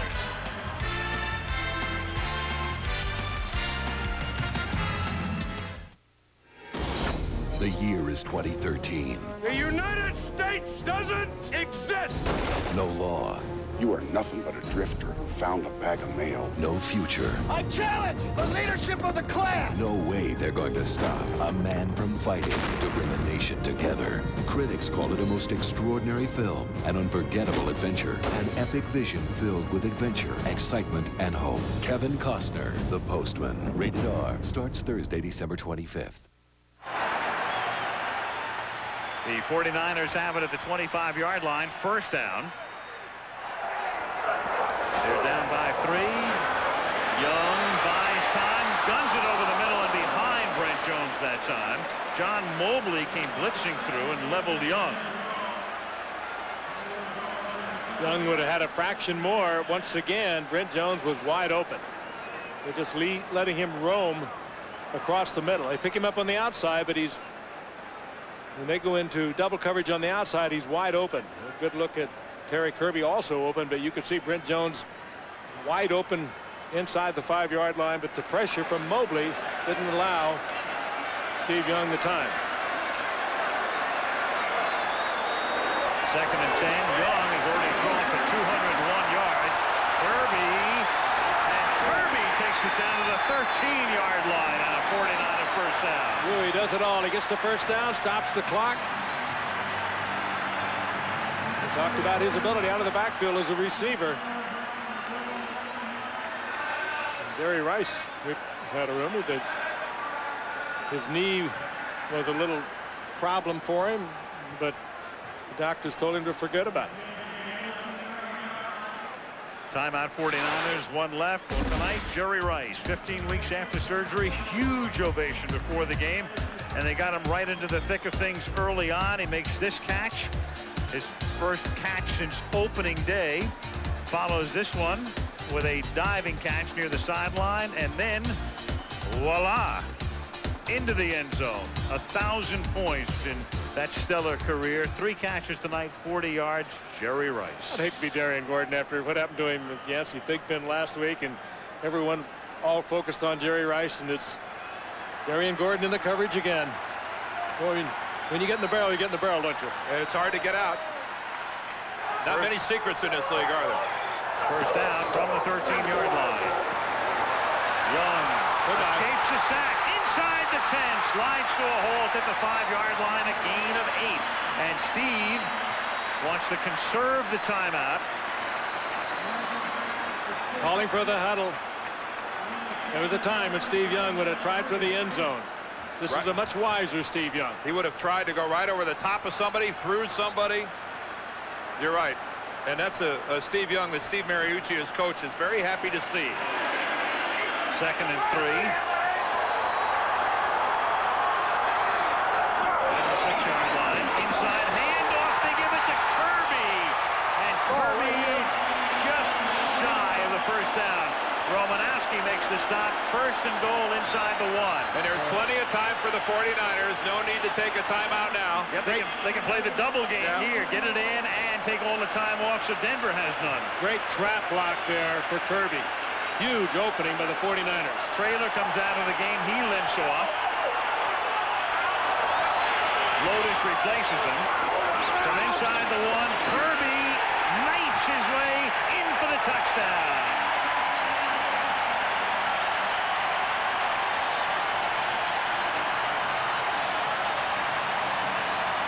William Floyd with the lead block. Going behind huge Kevin Gogan, 330 pounds at right guard. Doleman at center. Scrafford to right tackle. A well-executed play on the goal line. There's nothing fancy about this. Here we come. Try to stop it. Denver could.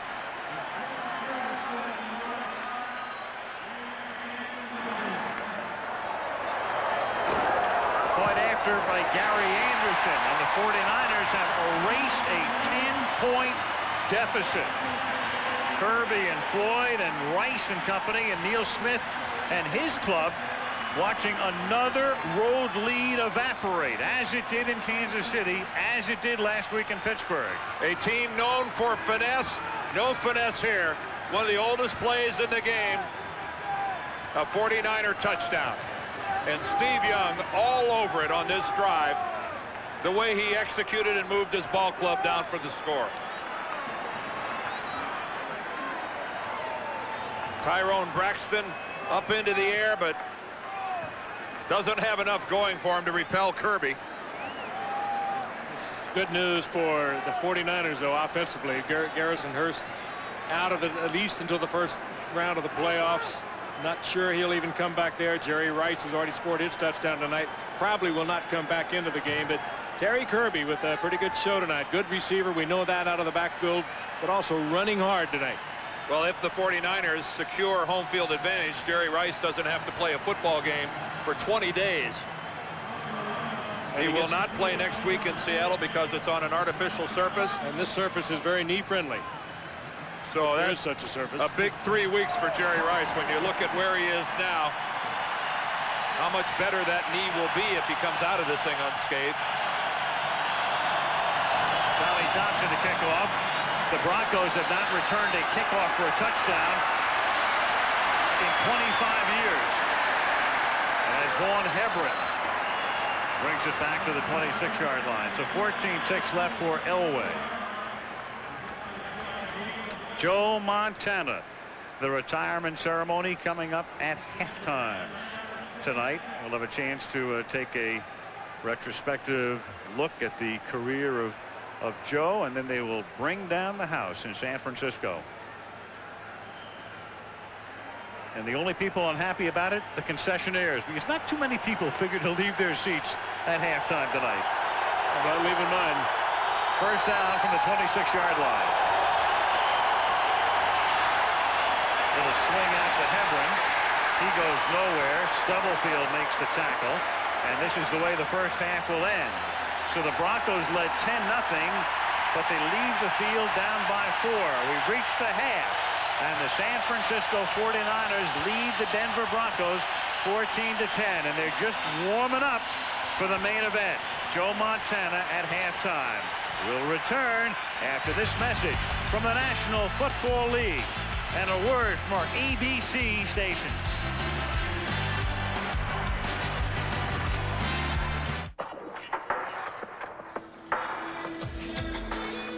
My name is Charles McWhite, and I'm a senior ticketing specialist for the Jacksonville Jaguars. For each Jaguars home game, we handle approximately 73,000 tickets. I do see the players pretty regularly. A lot of times when they see me, they say, "Hey, ticket man." But most of the time, people just call me Charles. To a typical Jaguars fan, a ticket serves as a rite of passage. Yeah, I guess that kind of makes me the gatekeeper.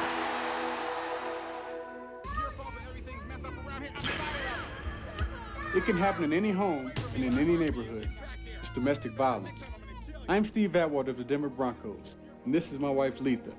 The NFL and its players are concerned about the problems of domestic violence. That's why we're United Way volunteers working for the Safe House here in Denver. United Way supports more than 1,000 centers like this one here in Denver and cities across the nation. The NFL, the United Way, and you, the power of teamwork. ABC Christmas Tuesday. Diane Ladd guest stars as Grace's mom, making it the brightest ever. When you pay the light bill, it makes a difference, Mama. Soul Man has to save a disgruntled elf from going over the ledge. He's still up there.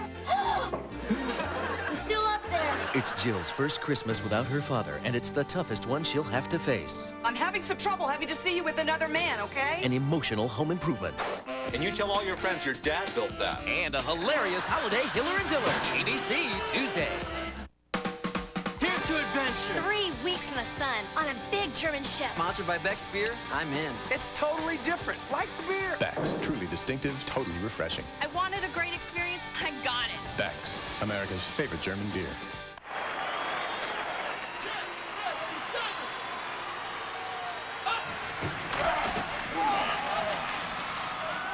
It's a pretty simple rule. If you can't communicate clearly, things may not go quite as planned. Nationwide wireless with 100% digital clarity and less background noise. From Sprint PCS, the clear alternative to cellular. Want to have some fun? Mix hot music, Cool people, big boat, and a great German beer. with the right ingredients. Nothing's better. Beck's, truly distinctive, totally refreshing. This is just the best. Beck's, America's favorite German beer. Separate the sexes while the military is talking about changing basic training tonight at 11. The Lexus Halftime Report. Brought to you by Lexus. The future of Lexus is here. Fasten your seatbelts. Live from our New York studio, Chris Berman. Well, this halftime in San Francisco is going to be great. We'll be going back out there shortly. It was a weekend in which the teams at the top continued to fly, as Kansas City did literally. They clinch home field if Denver loses tonight. The Packers, meanwhile, continue to have that look, winning 4 straight games by a combined score of 120-44. For others, it was time to step up. Suddenly, on Saturday, it was a day of decision in the NFC East for the New York Football Giants. They said to the Redskins, Charles, get out of my way. From nowhere, Jim Fonsel's G-Men have barreled to the division title. We fooled them all, and we ain't done yet. It's been a while since it's been like this around here. But you know what? We're back. In New England, Pittsburgh made all the late clutch plays. Kevin Henry's pick.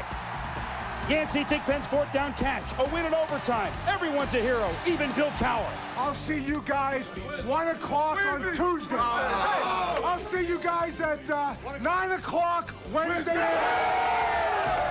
Sunday in Minnesota, Scott Mitchell led the Lions to a last-second win. A high fastball to Herman Moore. Bobby Ross hoists the flag like Betsy Ross. Tell you what, that's the best win I've ever had in all of my coaching career. It's a tremendous comeback. Lions-Jets for the playoffs next week because the Jets get a huge game from OTIS. Otis, my man Smith, could go all the way twice. The Jets devalue the Bucs in a tuna surprise. I don't know what happened.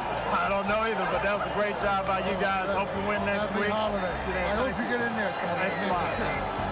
The Bucs did get in 3 hours later when Carolina lost, making it 8 teams in the playoffs with 4 spots left. Joe Montana was certainly no stranger to the playoffs. In a moment, back to the stick for no ordinary night in the Bay Area. That's because he was no ordinary Joe.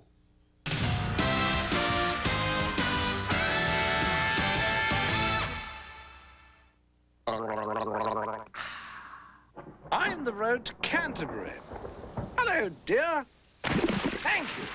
Of course, you Americans hate the rain. Oh, it's too wet and scary. Mommy won't let me come out and play. The road is calling, and the 1998 ES300 with front-wheel drive and available traction control will help you answer it. Not bad, but you're on the wrong side of the road!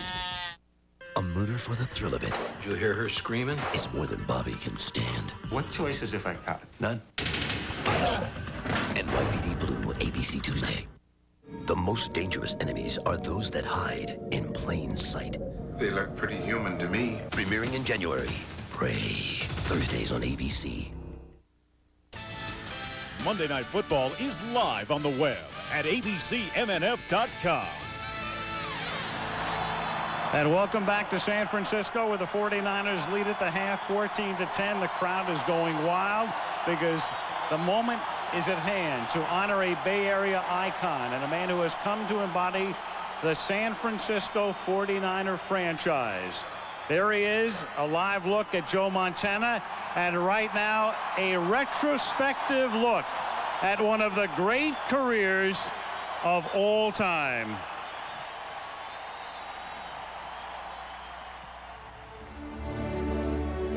This saga began so unassumingly. In 1979, the 49ers were at their lowest point ever, and with a third-round draft choice selected Joe Montana of Notre Dame. Weeks earlier, Bill Walsh had been brought in from Stanford to bring respectability back to a fallen franchise. By the end of an incredible third season, coach and quarterback would be the men most responsible for an improbable Super Bowl championship. 14 days earlier, in the NFC title game against the Cowboys, Montana, the coolest man on the field, hit Dwight Clark in the back of the end zone to propel the 49ers to a decade of dominance. 3 years later, another Lombardi trophy would be hoisted, and Joe would cap a season in which the 49ers won 18 of 19 games with a near-flawless performance in a rout of the Dolphins. Then in 1986, an already spectacular career appeared to come to a depressingly premature end. Back surgery was going to write a finish to Montana's playing days and sink the spirits of the 49er faithful. Stunningly, before that season ended, Joe made a miraculous comeback, and the glory days would soon return. In 1988, the 49ers won another NFC title, and in the Super Bowl in Miami, Montana entered the huddle with his team trailing the Bengals 16-13 with 3:10 remaining. It was the type of situation he lived for. Coolly, confidently, and methodically, Joe Montana led the 49ers to the end zone as if there was never a doubt. Lombardi Trophy number 3. George Seifert became the coach in 1989, but the transition was nearly seamless because number 16 was still there. And as the decade of the 80s concluded, Joe Montana would lift a 4th Super Bowl trophy. Injuries had Joe in and out of the lineup in the 90s, and then it was on to Kansas City, where more magic moments wrote an end to one of the great careers of all time. In our mind's eye, we can see Joe Montana in any number of glorious scenes, but they all seem to reflect his essence as a football player. He was always in control. He had uncommon grace. There was an easy elegance. He was a master surveyor who always found the mark. In 2 years, he'll go to the Hall of Fame. But the waiting period to retire his number 16 ends tonight.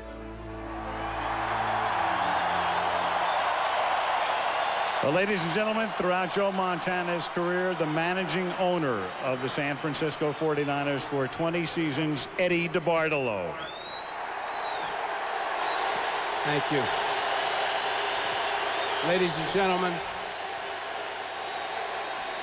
thank you very much. Ladies and gentlemen, ladies and gentlemen,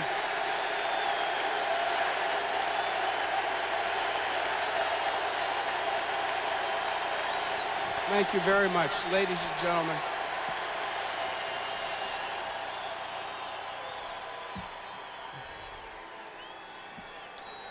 Starting in 1979, this was a mystical time for the San Francisco 49ers.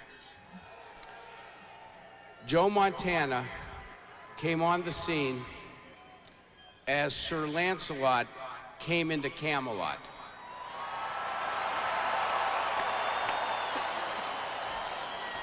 In behalf of the greatest fans in the NFL, in behalf of the greatest city in the world,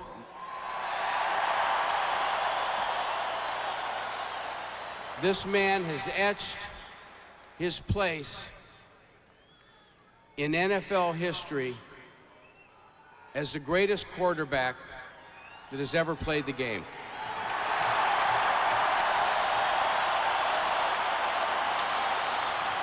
And now, my dear friend, it's taken me 19 years that I've been waiting to do this. We are retiring number 16 forever with our grateful gratitude to Joe for what he did for all of us. God bless you.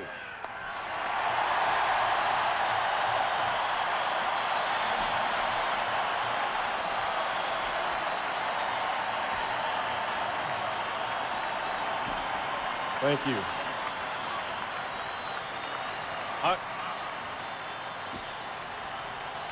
Thank you very much. Thank you.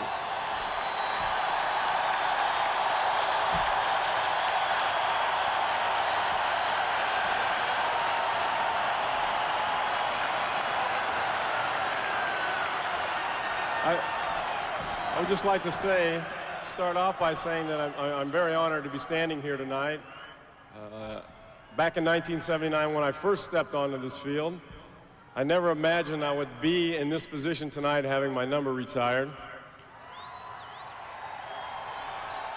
When I look back on all those years, I think we all should feel a little gratitude. I know I do, to an individual who I believe is probably one of the greatest men, caring, giving, that I've ever come across in my life. I would like to personally say it was an honor playing on his team. And on behalf of my wife and kids and myself, we love you, Eddie, and thank you.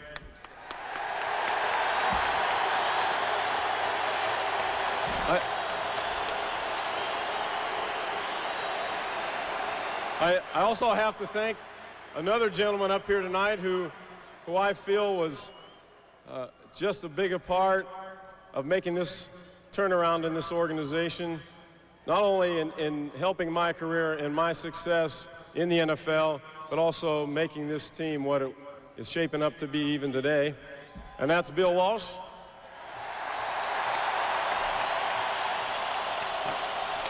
I thank him for having that faith in that little skinny-legged kid back there in 1979.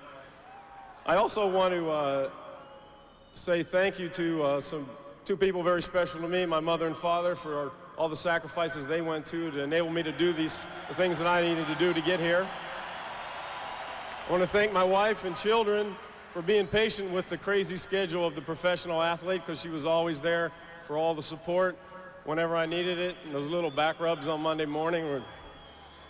I also want to say thank you to a bunch of guys, and there are none of them up here, because if I tried to get them all up here, it would have taken us forever to assemble all my teammates over the years, because without them, I certainly would not be here. I thank them, and I thank, as Zeddy alluded to earlier, probably the greatest fans anywhere in the greatest city anywhere. Thank you for your support.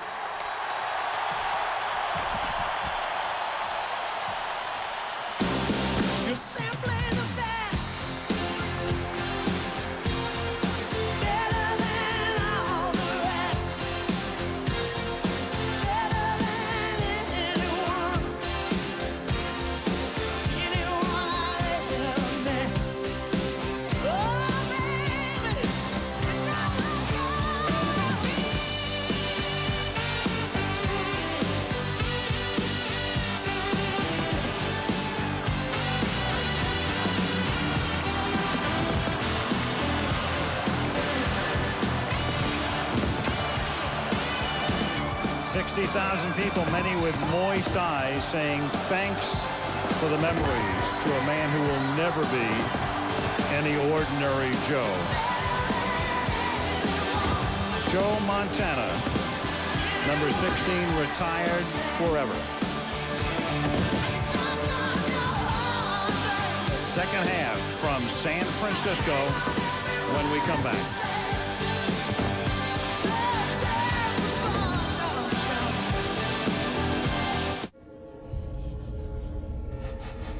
Crystal water turns to dark, where'er its presence leads.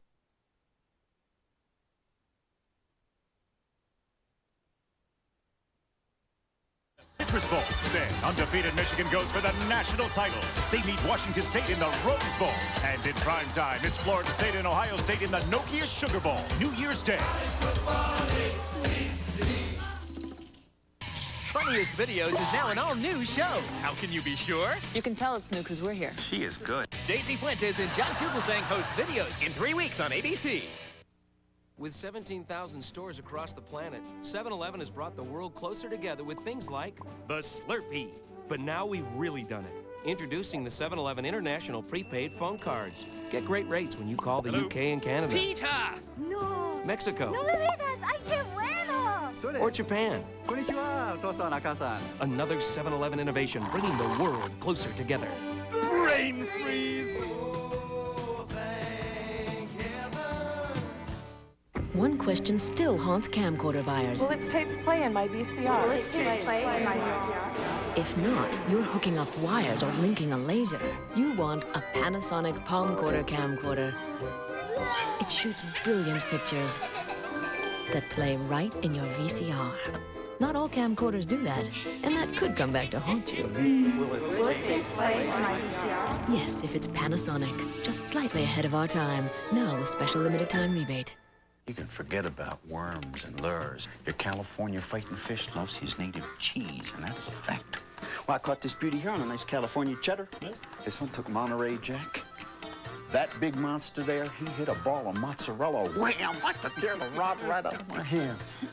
Eat them. This one gobbled up some Gouda. Now that one over there. Wisconsin stuff? Bingo. Look for the real California. It's the cheese. Ford celebrates the action heroes of everyday life with Ford Ranger. Ford Rangers, everything I need in a truck. Get everything you need. Ranger XLT just $199 a month for 24 months with only $500 down. It gets the job done. Or if you prefer a 4x4, the Ranger's a perfect vehicle. Tough, good looking. Ranger 4x4, maxed out loaded, just $229 a month. Best around. See your California Ford dealer. Tell them you're an action hero. California Action Heroes. Thanks, Bay Area. Thanks for making Channel 7 #1. Back in San Francisco, Al Michaels with Frank Gifford, Dan Dierdorf, and Lynn Swan as we start the second half, and the Broncos will be getting the ball as the 49ers kick off. Tommy Thompson kicking it. Vaughn Hebron back to receive it, but it's a very short kick. Hebron from the 18-yard line and knocked down at the 30-yard line by Jim Schwantz. As John Elway comes in. What a night. Incredible excitement. Rice coming through, and very moving ceremony. And a heck of a football game with a lot riding on it. Neither team rushing the ball very well, but the huge advantage in yardage going to the San Francisco 49ers. And of course, a questionable status of Terrell Davis. You know, Denver would like to get back to really pounding the football. Davis not in the lineup for the Broncos as they start half number 2. Vaughn Hebron's the running back, and they go to the air, and Ron Smith escapes Pope, comes close to a first down, and very emotional at the half. And Joe looks like he could still play. In great shape. Looks terrific. Well, you know, he's such an awful-looking guy. It must be terrible to have to go through life with those baby blues. But when you look at how many franchises in this league have never tasted success, you realize that the 49ers cup runneth over when it comes to great football players and the wonderful victories they've had here. Very, very lucky. 82nd man picked in the draft, and as Hebron seeks the first down and gets it. You keep thinking back to Barlow bought the team in '77. They had 2 horrible years, and Walsh comes in and he picks Montana. And you know, since that day, this team has not only won 5 Super Bowls, they've been in contention every season. You know, when you think back, and I think back over the many years of covering Joe and watching him play, he's one of those players that could do everything so easy. And then at the end of the game, you'd look at it, he'd throw him for 300 yards, 4 touchdowns, and he just was not impressive. He didn't do it in a quick way. He just did it so easy and so gracefully. Blitz is picked up. Elway retreats, and the catch is made by Sharp across the 50-yard line of the 48, and that's close to a first down. Merton Hanks makes the stop. I guess if you wanted to just summarize the 49ers and what has happened since Ed DeBartolo bought this club, I guess you could simply say they have written the book on how to do it. The most copied team in the National Football League, the most copied organization in football. Everyone has taken some of the ideas that the 49ers started and tried to implement them into their own system. And you just saw a part of it. Shannon Sharp coming across. That's 49er offense taken to the Denver Broncos by Mike Shanahan. A little short of the first. And Eddie's, we've talked about it, and it's been well documented recently, the prospective troubles for Eddie DeBartolo. But let's not forget that scene tonight when Eddie DeBartolo gets introduced, and he had to wait to introduce Joe because 60,000 people are chanting Eddie, Eddie. That's what the chant was. I wonder if you trotted the other 29 owners out around the National Football League, what would happen? It'd be a little risky. Well, I know a few that there would be a chant go up. Oh, yes, it would be. But it wouldn't necessarily be their name. Yep. And you'd only be able to hear it on cable. Terrell Davis with a bruised right shoulder, and Hebron gets knocked back by Ron Woodson shy of the first down. Woodson made that play. He was out, lined up over the wide receiver. He read the formation, read the play. That's come from a lot of looking at tape. And gambled, as we talked about it earlier. He took the shot, and he held them short of the first down, coming from way off. Here he comes, number 26. Coming in behind and has enough strength. No, I'm not sure Terrell Davis would have gotten anywhere on that play, but this is a major blow for the Denver Broncos. The Terrell Davis will not play in the rest of this football game. He is done for the night. Hebron is the back, and Derek Lavelle is Hebron's backup, and Vaughn inside the 45, and Vaughn Hebron out of the wings to the 3-yard line. Boy, I set that up nicely, didn't I? Yes. So when Mike Shanahan was talking about him last night, he said he is a football player. He's got a lot of quickness. We want to get him in there. We want to work him. But what can you do with a Terrell Davis? And Von Hebron makes the big play for Denver right there. Well, and the 49ers certainly were obliging with absolutely no backside pursuit whatsoever. When Von Hebron cuts back, there is nobody in a red jersey. Very, very smart play by Hebron, but a mistake by the 49ers on the backside. Drakeford saves a touchdown. And also gets a little bit of the face mask. 46-yard gain by Hebron. And Elway lofting one for Rod Smith. He is out of bounds. 3 times tonight, Bronco receivers have come down with a football, but on the chalk. Well, we thought they had that one. He loves this to McCaffrey and also to Shannon Sharp. He comes down with 1 foot, though. Talk Take a about look at it again. Positioning by the official. There's one, and the left one does not get down.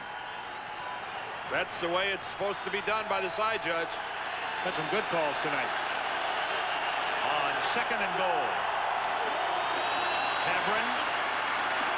And Vaughn gets inside the 1, but no farther. 3rd down and goal.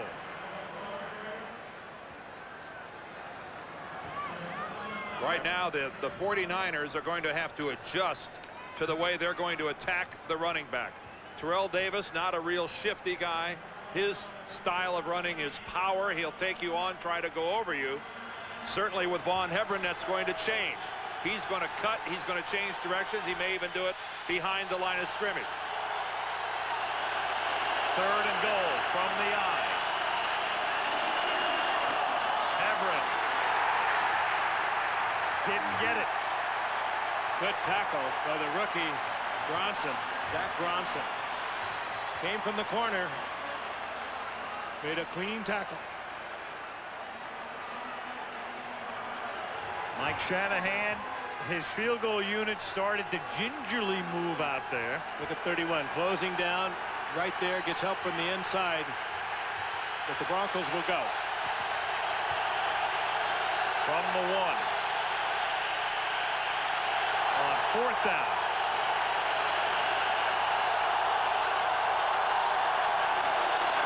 Hebron, and this time he's got it. Vaughn Hebron into the end zone on 4th down, set up by a 46-yard run. Boy, what a lift that is, too, to get that, punch that into the end zone, take the lead. This gives your entire team, with your superstar Pro Bowl running back on the bench, it gives your entire team a lift, that you can punch it in when you have to. Over the left side, Diaz Infante and Gary Zimmerman over there with just good surges. Mile high salute. Vaughn hasn't had a chance to do a lot of that this year. I think that's his first rushing touchdown of the season. It is the first touchdown he has scored in 3 years. Not since '94 as an Eagle has he gotten into the end zone. Denver by 3.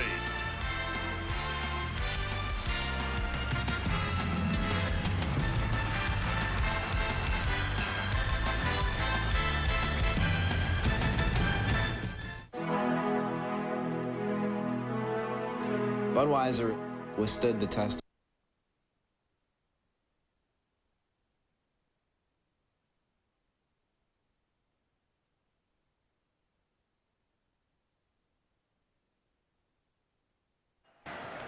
Vaughn Hebron coming off the bench, and he'll have to be the guy out of the backfield the rest of the night. Terrell Davis finished for the night, and his chances at a rushing title probably finished as well, as the kickoff is taken by Chuck Levy, and he'll bring it back to the 35-yard line. Update time. Lynn Swan. Lynn. Well, Al, I spoke to Jerry Rice, and he came onto the sideline and put an ice pack on his bad knee. He bruised that knee when he made the touchdown catch. He said they drove him right into the ground on that knee, but structurally it's fine. It's no more swollen than it has been after practice during each day of the week. Mariucci said he is probably not coming back into this ball game, but he feels comfortable because the 49ers scored that touchdown at the end of the first half without Jerry Rice in the ball game. Al? So he got him back into it at 10-7. Then they moved ahead as Kirby goes nowhere. You can't ask for a better night for Jerry under the circumstances. And Mariucci was telling us yesterday he hasn't slept because of Jerry Rice. And we said exactly why. have you not slept this week? And he said, because I keep thinking about him getting re-injured. Well, just take a look at that touchdown catch, and we could see how Jerry bounced off that left knee. Just imagine if that would have happened on an artificial surface. Jerry Rice would be more than just having an ice pack on it. He'd be limping badly. That's why he's only going to play early on a grass field. Won't be playing next week in Seattle. And Young to the 40. And Bill Romanowski, his ex-teammate, comes in and draws the flag.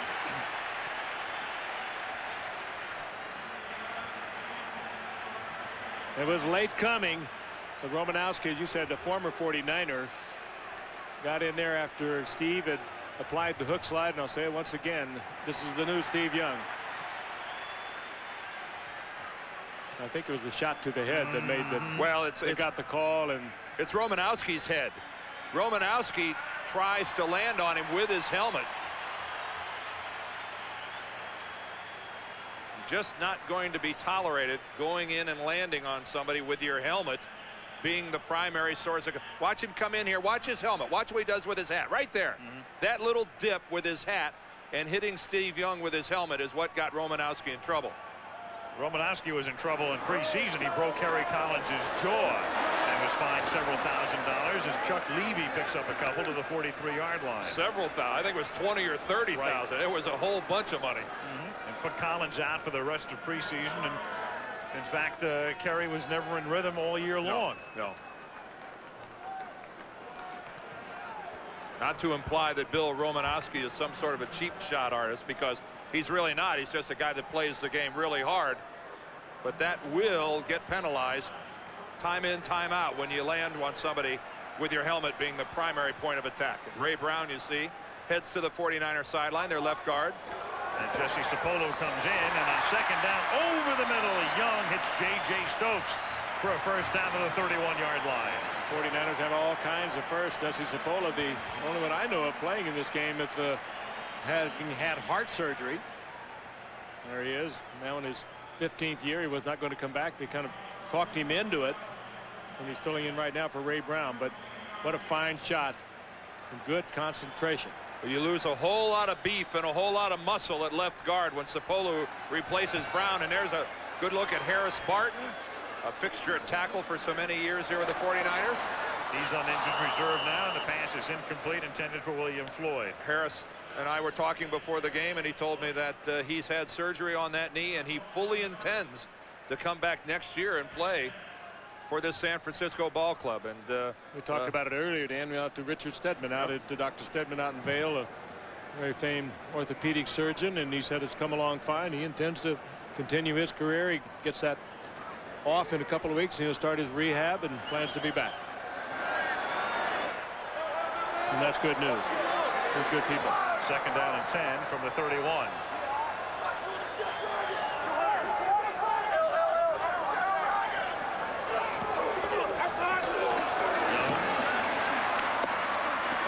Stokes, flag down.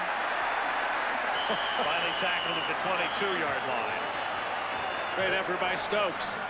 Yeah, this flag's back at the pocket. And they're going to have roughing the passer, I think, called against Denver.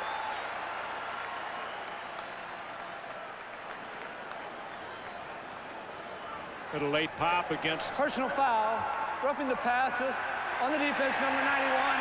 Helmet to helmet contact. Half the distance, first down. Alfred Williams, and we said it earlier, they just won't tolerate the helmet on the helmet. Or leading with your helmet. And that was also just a little late. Alfred Williams coming in there, gets a good move. And there again, it's nothing big. That hardly hurt Steve Young. It's the action of that dip and then the striking him with a hat. But that is just about as soft of a roughing the passer as you'll ever see. On first and 10, it is Floyd for a couple to the 9-yard line, second down and 8. Here's play before. That's J.J. Stokes, I think, talking to Bill Romanowski. Ooh, and there is a real lack of social graces on the part of Romanowski. In any country. Whoa. Second down and 8 from the 9. And it's incomplete, intended for Owens. Ray Crockett in the middle of the action. Ray Crockett right in the middle of it, going his body in there. He's having a terrific year. Well, so far Romanowski's had a holding call, a personal foul for hitting Steve Young, and a real breach of etiquette. A real breach of etiquette. That's an unflagged breach of etiquette, but a real loss of personal hygiene there. No penalties for expectoration. Huh? Third down and 8 from the 9. Young throws a wobbly pass that may have been tipped, intended for Stokes, and drops incomplete. Darian Gordon on the coverage. John Mobley coming in right in Young's face. He had to deliver that a little more quickly than he wanted to. John Mobley with a heck of a year. You wonder why. Well, sometimes you wonder about Pro Bowl voting period, but John Mobley certainly had a Pro Bowl year. By far and away the leading tackler of the Denver Broncos, and you're right, Frank. It wouldn't have been. It's a surprise that he didn't go to the Pro Bowl. Oh, I got it! There's a whistle. There is no kick. Somebody's got it. Although, Frank, as we know, in the Pro Bowl voting, more often than not, you're elected to the Pro Bowl a year after you really deserve it, and a lot of times. Snap. False start. Offense. Left guard. 5 yards. Still fourth down. If there's a good news to that equation, a lot of times you get elected to a Pro Bowl a year after you don't deserve it anymore. Right. Occasionally you'll retire and get elected. I'll guarantee you some retire. Montana probably got a vote or two this year. Much publicized story in Denver. Ray Crockett upset with the way that some of their guys filled out a Pro Bowl ballot. This is a 32-yarder for Gary Anderson to try to tie the game, and he does, and it's the 33rd he's kicked in his career on Monday Night Football, tying Mark Mosley in that department. 381 in his career, too shy of Nick Lowry's record. The game tied at 17. It is.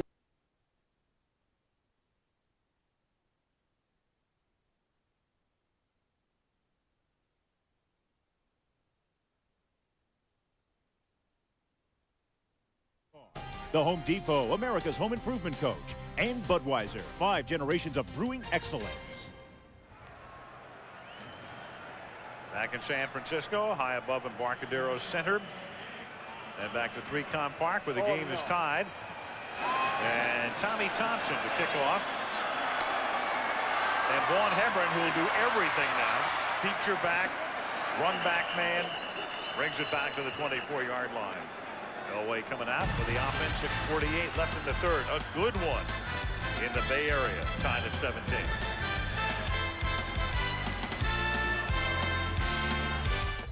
The first monuments built for the pharaohs were impressive, but unpredictable. Eventually, they designed a wider base for better balance, proving that wider is better. The writing's on the wall. The Wide Track Grand Prix Sports Sedan. Its unique Wide Track design sets the wheels wider for better balance and monumental control. The inscriptions still read, Ne feu ce que en quête ne bête. The Wide Track Grand Prix, driving excitement by Pontiac. Wider is better.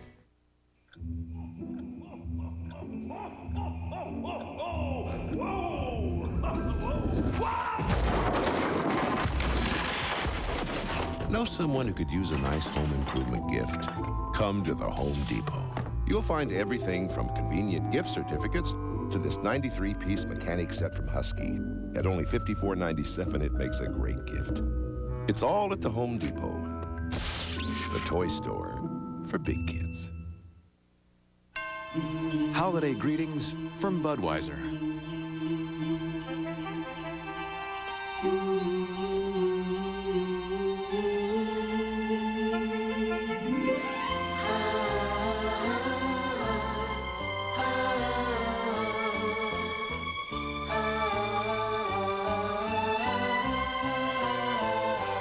From our family to yours, we wish you a very safe and happy holiday season. Tomorrow, your federal taxes. Are they feeding needy kids or buying mansions? Who's stealing your hard-earned money? On ABC's World News Tonight with Peter Jennings.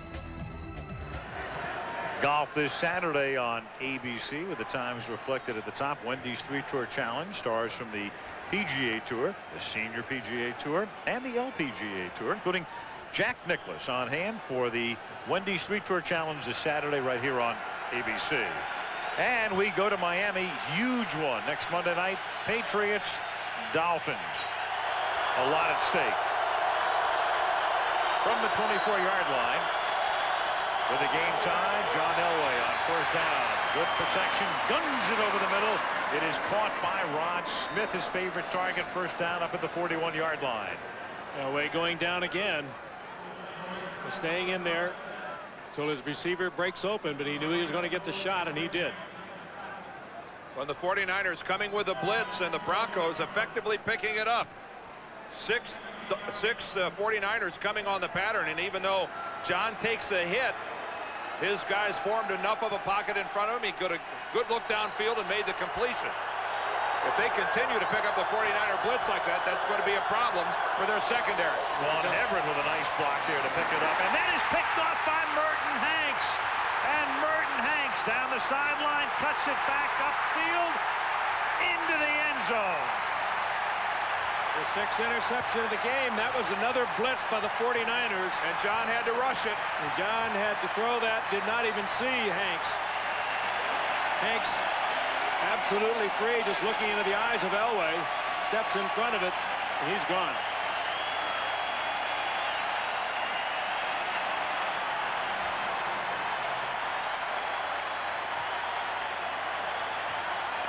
"55-yard run back for Merton Hanks." You just have to think that Elway thought his receiver was going to break it off, and that would be McCaffrey. He didn't, and Hanks came from center field and took it all the way in. Ed McCaffrey ran a pattern of a receiver that didn't even know there was a blitz going on. Elway certainly expected McCaffrey to break off his pattern. He did not, and Merton Hanks was the beneficiary. Career touchdown number 5 and his own salute.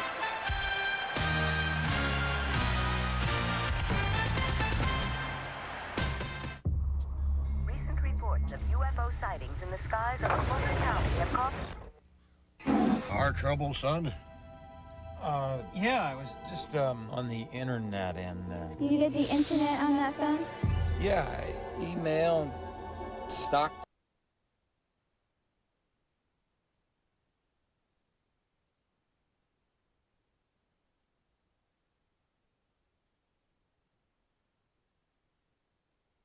Lavelle, the former 49er, will run this kick back from the 8-yard line. Whoa, fumble! Lost the football, but Denver apparently has recovered as Zach Bronson created it. I think Veland covered it up, didn't he? Tony Veland. And the Broncos flirting with a little bit of disaster here.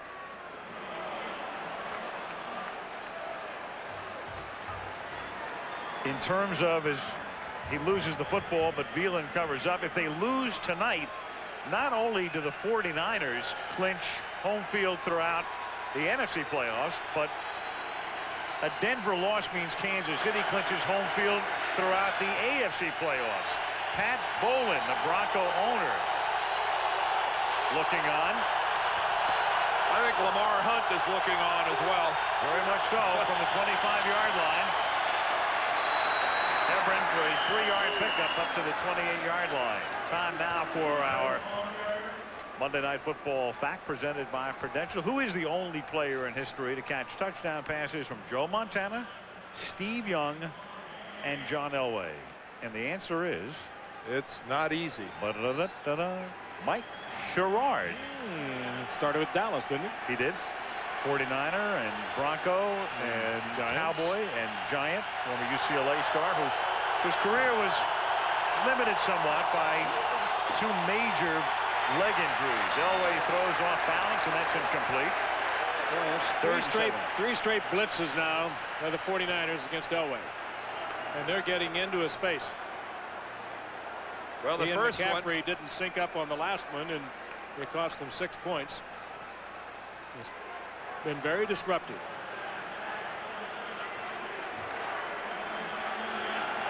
Third down 7. Gary Kubiak, the offensive coordinator, and John Elway's backup for several years, and came with Mike Shanahan from the 49ers. Another 49er connection. Blitz again. Flag is thrown as no play. Whistle before the snap. No play.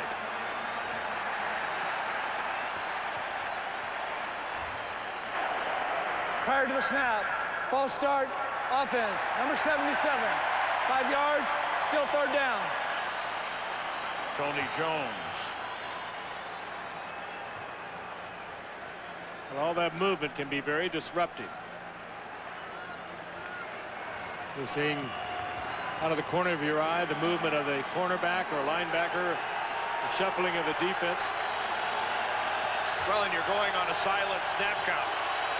Once John moves his leg right like that, the center's free to snap it any time after that. Elway guns it deep downfield, and Ron Smith can't make the play. Woodson shaken. Woodson shaken. Rod Smith right in between Woodson and Tim McDonald. That's not a healthy place to be. And I think it's Woodson making contact with his own guy. It's plowed right into McDonald. Yeah, McDonald coming over makes more contact with Woodson. Right there. Oh, you see Rod, the front of his helmet just going right into the thigh of Tim McDonald. Well, we'll get a good look at it from this angle, but watch the helmet right at the hairline. Ooh, right there as he just crushes into the right hip of Tim McDonald. Snap that head back. Ooh.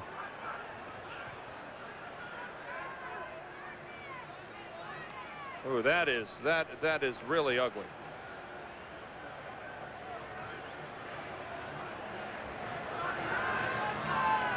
Rod Woodson, his career in Pittsburgh good enough so that when the NFL honored the greatest players for the 75th anniversary team, Woodson was one of the defensive backs.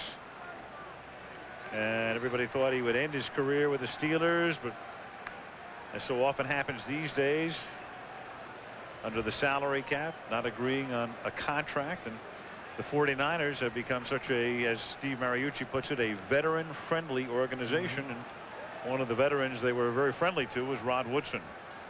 Boy, good news there that Rod is up in with his knees on the ground, and that they're letting him do it. Right.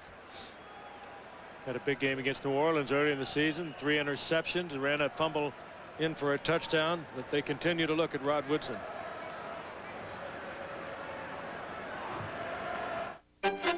Freedom in the Air, brought to you by Southwest Airlines. With fares so low, you have the freedom to fly.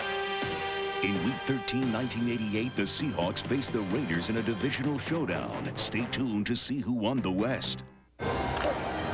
It's the drive to succeed that makes a champion. Pitching in, fighting the battle as a team. Using heart, not just mind and body. Giving whatever it takes. Going the distance for the fan. And loving every minute of it. Southwest Airlines is a proud sponsor of the NFL and the official airline of Super Bowl 32. In a stunning offensive display, Dave Craig threw 5 TD passes to Steve Largent, Paul Scansey, Brian Blaze, and Lewis Clark as the Seahawks soared past the Raiders en route to the AFC West title. You follow the leader. You follow the pack.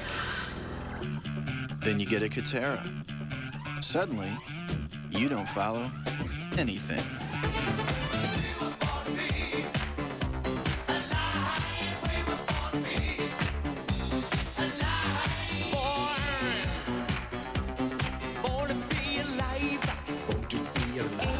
Katera, the caddy that zigs. I've been equipment manager for the New York Jets for over 34 years. I've suited up more than 3,000 players. As long as I've worked this long, it's crazy to retire. The Jets are like my family. They're like my own kids. Rod Woodson on the sidelines. He got up and walked out. Walked off the field. He has a slight cut over his nose, but he appears to be all right. Now Chuck Levy's going to accept this punt for the 49ers, who started the game with a Wazake. Then he muffed one. They put Woodson back there. Now Levy, who returns kickoffs, will back up the field the Tom Ruin kick. And from the 23, the fastest of the 49ers, brings the ball back to the 34-yard line, tackled by Glenn Cadrez. Penultimate week NFL. Some NFL news. Marcus Allen, 26 career TDs against the Chargers. These news items brought to you by Budweiser. Ties the NFL record. Most TDs against any one team held by Jerry Rice, 26 against Atlanta. So Marcus right there. Colts 41-zip over the Dolphins. Most lopsided win in the history of the league, in which a team entered the game with 7 fewer wins than the opponent. Pats Dolphins next Monday night. Winner is the AFC champion. From the 34-yard line, Young guns it, caught by his main man, Brent Jones, up to the 46-yard line. Flag down. Yeah, this flag comes sailing in from the field judge, whose responsibility it is to zero in on the tight end and his release from the line of scrimmage. Pass interference. Offense number 84. Pushing 10 yards, still first down. That was Brent Jones pushing off Tyrone Braxton. But again, Jones has been roaming around in the middle of that field, almost uncovered. Watch him come off the line of scrimmage. Romanowski doesn't even give him a pop. And pushes off of number 34, Braxton. Well, many times that wouldn't have been called.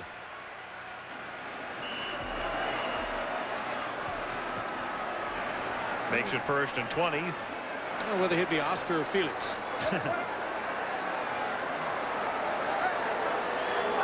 Brent Jones either going into broadcasting or politics, he says. 1st down and 20. William Floyd picks up, Terry Kirby picks up 5 to the 29-yard line. Oftentimes they overlap. Yeah, Brent, right. Brent has a lot of friends that would like to see him run for Congress. And the Bay Bridge spanning San Francisco Bay. A beautiful shot. Yep, look at that shot. Downtown San Francisco. One of the great sights in the world. 2nd down and 15. Young. That's Kirby. Back to the 40-yard line. He's about 3 yards shy of the first, and he's tackled there by Crockett. Denver with good coverage. The 49ers picked up and protected Steve Young, but he had no place to put the football. 49ers marching what they hope will be inexorably toward home field advantage in the playoffs. And the Broncos right now on the other side of a strange looking coin that was looking very shiny about a month ago, and all of a sudden it's a whole other story here on 3rd down and 4. Young, deep, wide open, making the catch is J.J. Stokes inside the 20-yard line, cutting across the field, looking for the end zone. Touchdown! And a flag down, a flag all the way back at the line of scrimmage. It's coming all the way back. Holding against the 49ers. And the happiest guy in this stadium is Ray Crockett, the Denver cornerback, who completely lost track of J.J. Stokes. He has not given up a touchdown this year in coverage, and he still hasn't. That was a 60-yarder.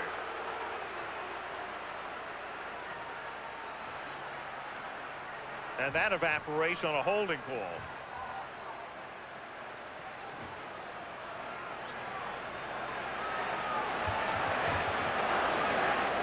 That we'll get eventually. Well, I saw it.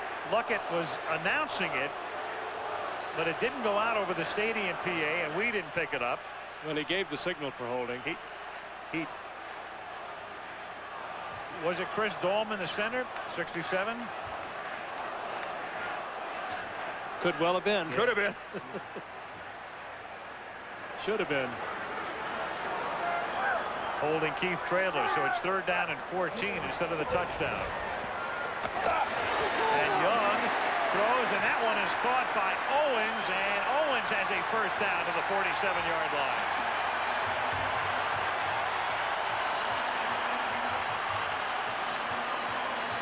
Well, these two outside receivers have really come around.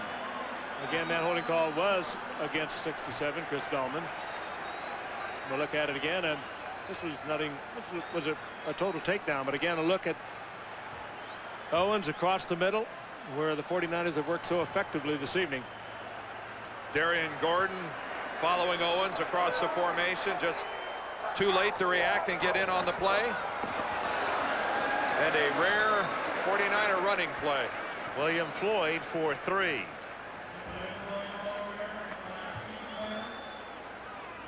'49ers spreading it around.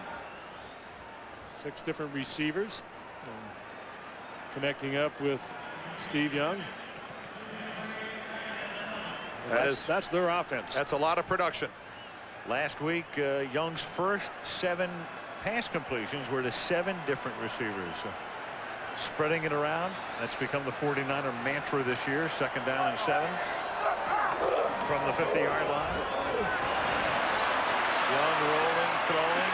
Jones works the sideline, and he's a yard shy of the first down and gets a shot in at Romanowski, his next mate. 2 roommates team up as Jones just came back to give Steve Young a checkoff and comes up close to the first down. I think Brent Jones reacting that at the end of this play, Romanowski gave him his best shot, and Brent Jones was still standing right here. And Brent got the foot down, took that one, and flips the ball to Romanowski. I think I took it, and it didn't bother me at all. Well, they're former teammates. 3rd down and 1 from the 44. And Floyd, second effort, nets the first down. Well, it's going to be asked of William Floyd, should Garrison Hurst not be able to come back for that first playoff game. Right now, when they go single back with 2 tight ends, Floyd is the main man. He'll be carrying the football a lot more than he did before Hurst was injured. But without Hurst, the 49er offense is just philosophically different. They're going to expect more from Steve Young, more bootlegs, perhaps a draw play. Waning seconds of the 3rd quarter. Young, pump fake. Young going deep into double coverage, but incomplete. Good coverage that time on Owens. Darian Gordon back there with him, and Tyrone Braxton. Well, what Garrison Hurst brings to them offensively, when you look at Floyd, he averages 3 yards a carry. Kirby about 3.5 yards a carry. But Garrison Hurst, with over 1,000 yards, was averaging almost 4.5 yards a carry. And he gives them an explosiveness that is lacking from Kirby and Floyd. Neither one of those guys is really going to break off the big gainer.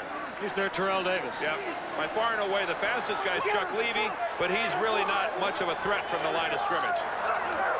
On 2nd and 10, Kirby no threat here. Trevor Price, the rookie from Clemson, knocks him down, and that will be the end of the 3rd quarter. San Francisco 24, Denver 17. Monday Night Football resumes after this from our ABC stations.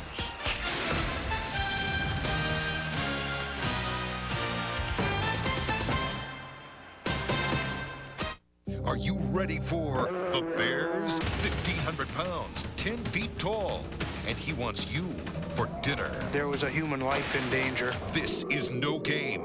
Polar Bears, Arctic Terror. ABC tonight after football. This sports presentation on Channel 7 brought to you in part by your local Ford dealer. Ford celebrates the action heroes of everyday life with Ford Ranger. Ford Rangers, everything I need in a truck.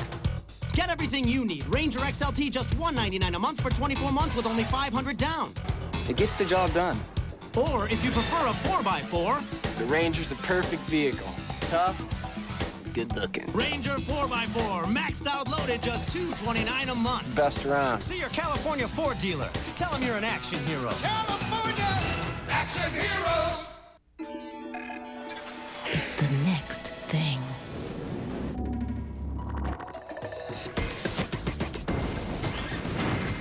The Panasonic digital video disc will do for movies what the compact disc did for music. DVD, made possible by Panasonic. Just slightly ahead of our time. Now get up to 2 DVD movies when you buy a Panasonic DVD player. You've got a lot to plan for. Retirement. College. Now there's City Select mutual funds to make smart investing simple. City Select funds combine stocks, bonds, and cash to give you a full level of diversification in one smart investment. And it's simple because there's 4 choices, from relatively conservative to more aggressive. Make smart investing simple. City Select. Only through Citicorp Investment Services at Citibank. Call now. The city never sleeps. That shot coming to you from the Goodyear Blimp Eagle. High above 3Com Park in San Francisco. Al Michaels with Frank Gifford, Dan Deerdorf, and Lynn Swan. We start the 4th quarter. Niners up by 7. Steve Young throwing, and it's incomplete. A little short. And Young goes down hard. Owens covered by Crockett on the play. Young is holding his arm as he comes off the field. It was a hanging it down. 3rd down play. Again, he's been hit a lot tonight.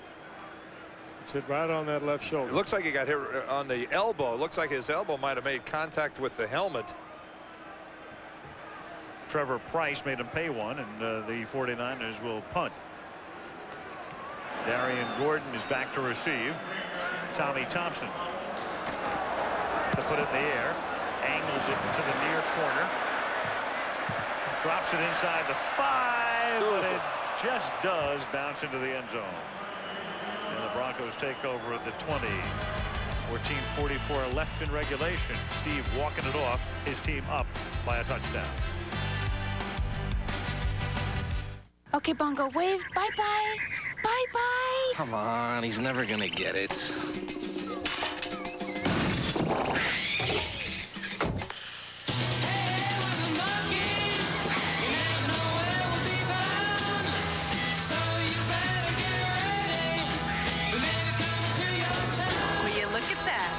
Yeah, finally learned to wave bye-bye. The new redesigned Ford Ranger, the only compact pickup built Ford tough. Neutrogena T-Gel Dandruff Shampoo. Recommended #1 by dermatologists. It works. Handles any type of dandruff symptom from mild to severe. Controlling dandruff and other itchy, flaky scalp conditions. Neutrogena T-Gel Shampoo. At this party in December, my true love gave to me 5 stuffed hors d'oeuvres, 4 turkey legs, 3 eggnogs, 2 pecan pies, and 1 tiny Pepsi AC. This is a handsaw. And this is handy. The cordless circular saw. Powered by VersaPack, built by Black & Decker. They look the same on the outside, but inside, it's a whole different story. Because Duracell alkaline batteries outlast Energizer in the devices you use most. Better make it Duracell. Montana Mania tonight at 11. How the fans feel about the quarterback who led the Niners to super status. And protection from your landlord, a reprieve for some renters at 11.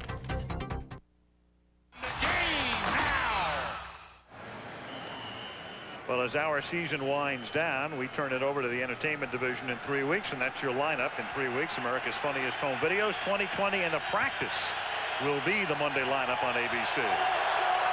The Broncos from their own 20-yard line now on 1st down, trailing by 7. Elway hangs in under pressure, and then reaching in was Tyrone Drakeford to knock it down. Intended for McCaffrey. Drakeford is taking Rod Woodson's spot at the corner. Well, the old zone blitz comes off the corner. Dana Stubblefield drops back into coverage, and Drakeford, knowing the blitz is on, is playing the short patterns, gambling that it's going to be a breakout by one of the wide receivers. He was right and all over it. Rod Woodson, again, awkwardly strained his neck, sitting it out. 2nd and 10, they give it to Hebron with Terrell Davis done for the night, picks up 3. So Davis is done for the night. Elway's numbers are very ugly tonight. John is 11 of 27 for 79 yards. And he's taken a lot of shots, too, after he's thrown the ball. Not sacked that many times, but he has taken some vicious hits.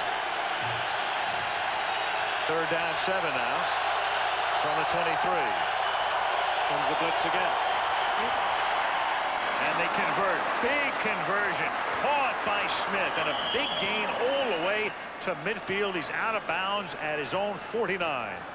Single coverage. If you pick up the blitz and you get the completion, you're going to get big yardage. I can't recall the last time I saw the 49ers go through a stretch of blitzing as often as they have been here in the last 10 or 12 Denver plays. John Marshall is just really coming at them. This is out of the norm. The 49ers, a much more basic defensive football team most of the time. That time the 49ers were one man short defensively. Timeout, San Francisco. First charge timeout. They had to take that timeout because they had 10 men on the field.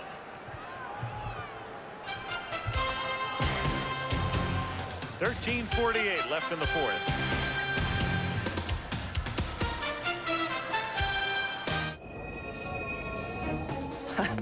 Hey, buddy. I'll trade you my scarf for that last Bud Light. Come on. But the hat? That's fair. What more could you possibly want, huh? Oh.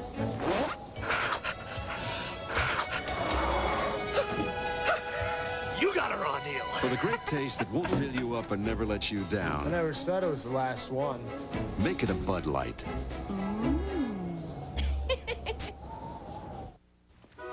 Housekeeping. Excuse me. Checking out? Uh-huh. We'll change the room.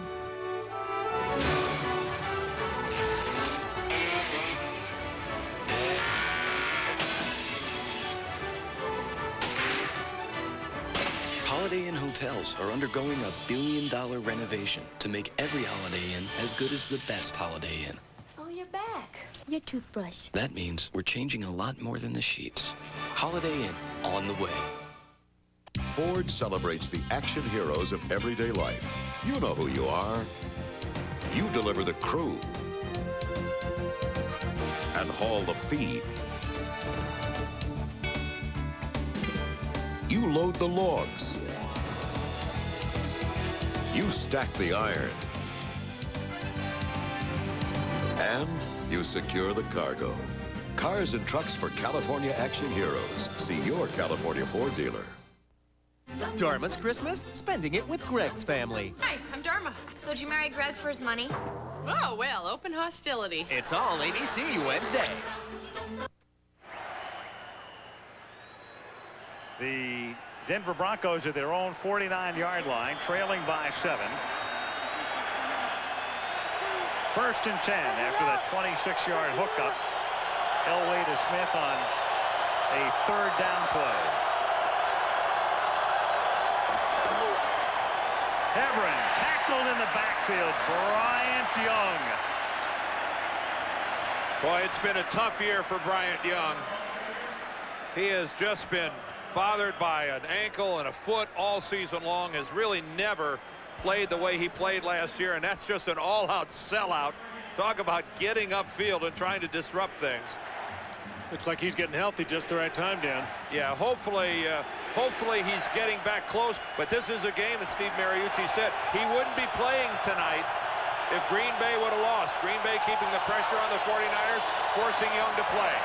2nd and 10. Elway guns it, caught by the tight end Sharp, and Shannon takes it to the 47-yard line. Another blitz by the 49ers. They continue to come at Elway, and there's Pat Bowlen. I'd like to congratulate he and Annabelle. They had a little baby girl, Christina, who joined the family last Thursday, and he is not happy with what's happening here tonight. Well, he's watching his team. A month ago, they were in such great shape, and now all of a sudden, looking at a wild card. And if they lose tonight and were to lose next week, and Jacksonville won, they'd be looking at a wild card game on the road. Elway throws, and that's dropped by Rod Smith. This was one of the problems they had against the Pittsburgh Steelers. We've talked about it all night. Right in the hands of Rod Smith. That's a couple he's lost tonight. That was up close to the first down. Plenty of time for Elway. Couldn't put it in a better place. 11 times they dropped the football against the Steelers last week. Tom Ruin to punt. 49ers came across. There was action up front. James Williams was the guy who came across the line. It was 4th down and 6. So if it's against the 49ers, it's 4th down and 1. I wonder if there's multiple fouls here. George Stewart, the Niners special teams coach. It is a hold against Denver and offside against the 49ers. They'll do it again on 4th and 6.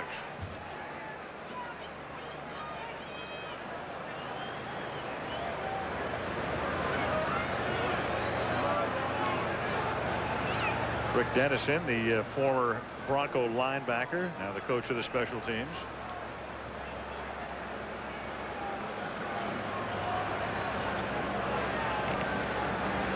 Two fouls in the play. Holding on the kicking team, number 56. Offsides on the right end. Defense. The penalty's offset. Replay 4th down. Keith Burns, the guilty Bronco.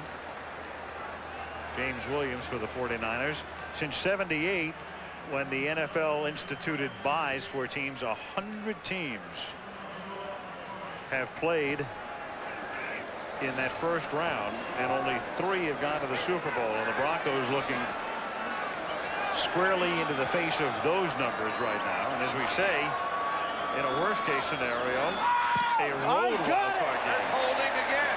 Holding. Yep. 2 flags are down. And the ball skitters into the end zone.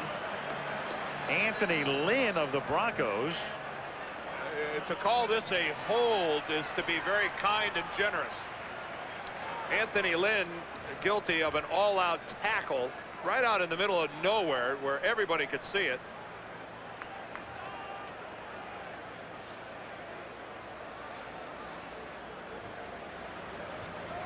That's a lot of football player there. Kevin Gogan, 6'7", about 340 or 50. Holding, kicking team, number 37. 10 yards, repeat 4th down. Look on the right side of your screen, 37. You think this is holding? Maybe. So, you thought Rick Dennison was mad before. What do you think he feels like now? Let's try this again. Fatigue now becomes a bit of a factor, covering a punt for the 3rd time. And the one guy who's not fatigued is Chuck Levy, the run back guy for the 49ers. He's fresh. He's the fastest guy on the team.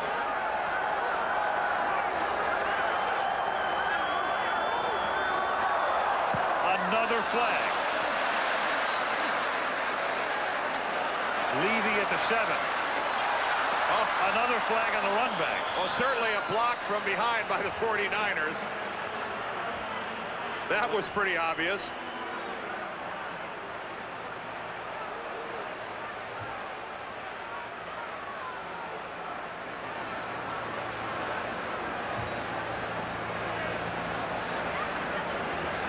Well, it looks like he's going to come back one more time. Procedure. Yep. Illegal use of the hands, and we will have a 4th punt. Puntorama. A do-over.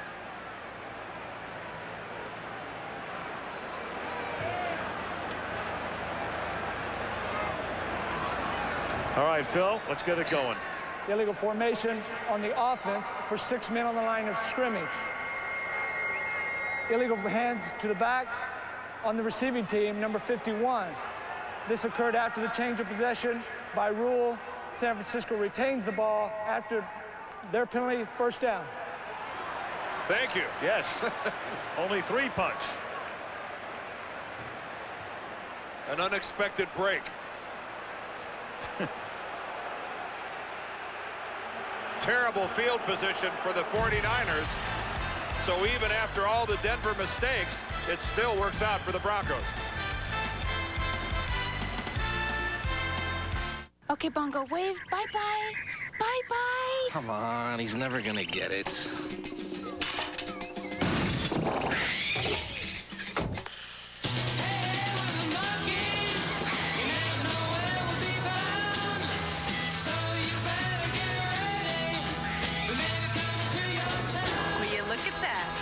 Yeah, finally learned to wave bye-bye. The new redesigned Ford Ranger, the only compact pickup built Ford tough.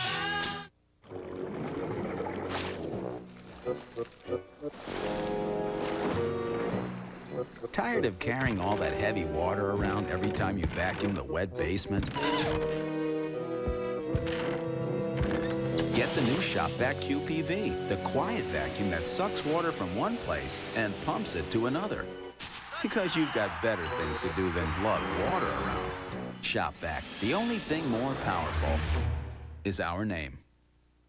I want boom, da, boom, doom. Why do you want to look at my Discover card statement? It's mine. I live in New York City. Of course, I love the theater. Bring in the noise. You know, it's my favorite show. I go there as often as I can, trying to steal another step. And my kids want me to be more risky. Come to Garçon stuff is, you know, it's risky. I want a cashback bonus. How many credit cards make a statement like that? It pays to Discover. Use it where you see the Nova sign. Don't miss a primetime showdown for the AFC East title. Drew Bledsoe and the Patriots meet Dan Marino and the Dolphins on Monday Night Football. Bring on the game now! ESPN's final Sunday night game coming your way this weekend from Seattle. The 49ers up there against the Seahawks. And then a beauty on Monday Night Football for Miami next week. Patriots Dolphins. The winner wins the AFC East. Seattle with a big comeback win yesterday over the Raiders. Yes, erasing an 18-point deficit. Biggest blown lead in the history of the Raider franchise, as Dennis Erickson was exultant at the end. A Seattle victory. Here's Kirby picking up about 4 to the 11-yard line. 11.5 to go.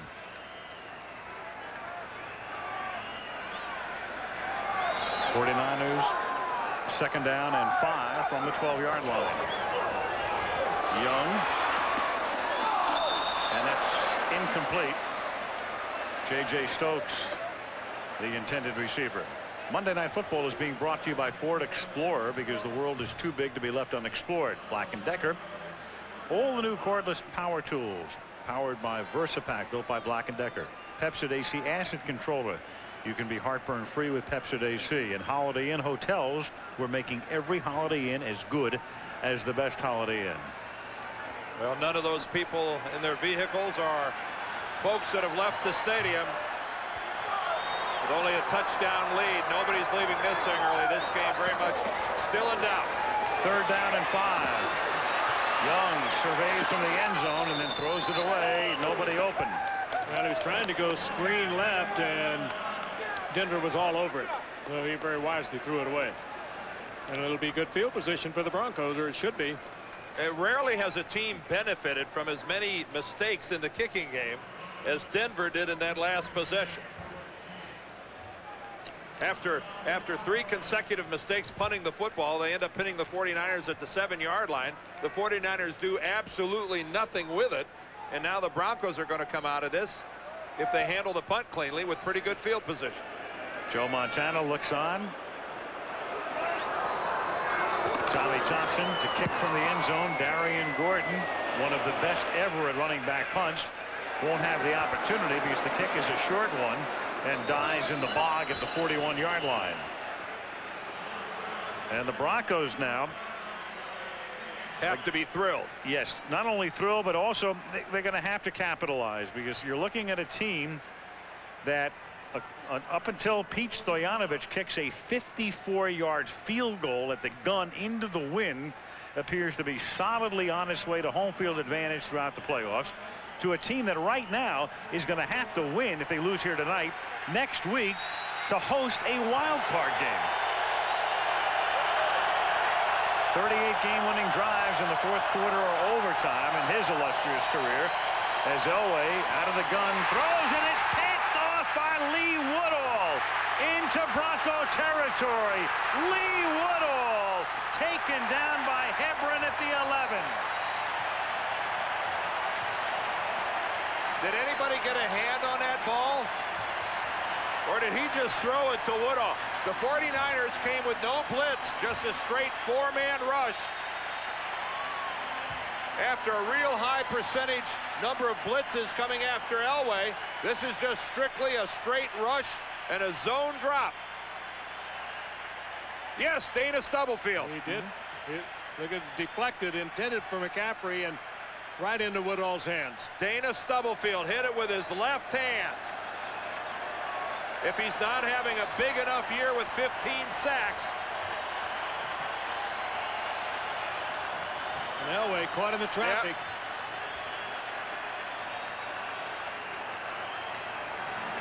And now the 49ers look for the kill at the 11-yard line with 10:47 to go.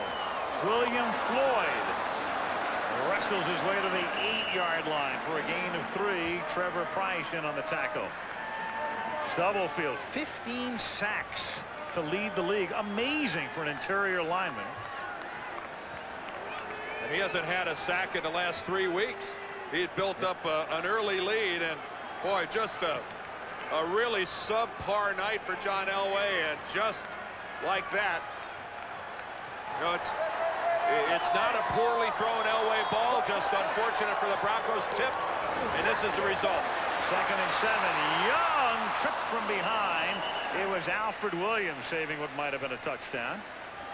Williams wearing that cast-like bandage on his right arm for that torn tricep. Both he and Neil Smith, both Neil of them. Smith have the same problem, and it's really painful. I know that you like to refer to your ends as bookends, but I think it's taking it to the extreme that they both have exactly the same injury. They really don't have a chance or time to set it out and get it well. On 3rd and 8. Young flares one. Kirby puts his head down and comes close to getting a first down. He's a little short. And the 49ers. Well, a field goal here puts you up by 10. Well, you got to do it. Officials time. They're going to take a look at the. Going to measure. The 49ers want to see just how far short they are. Lots and lots of time left at 9:17, but you make it a 2-score ball game with a successful field goal. Boy, that's hard to pass up. Especially with that guy, Gary Anderson, who's as steady as they get. This may not be that close either. Almost a yard. You got to send Anderson in. Oh, boy, yeah. And they do. At least to make him score twice. Gary tonight has made a 32-yarder and missed a 35-yarder. And again, Anderson now 2 shy of Nick Lowry's record of 383 career field goals. At this point in each man's career, Lowry having played in 15 more games than Gary Anderson. 20-yard attempt. Tommy Thompson to hold.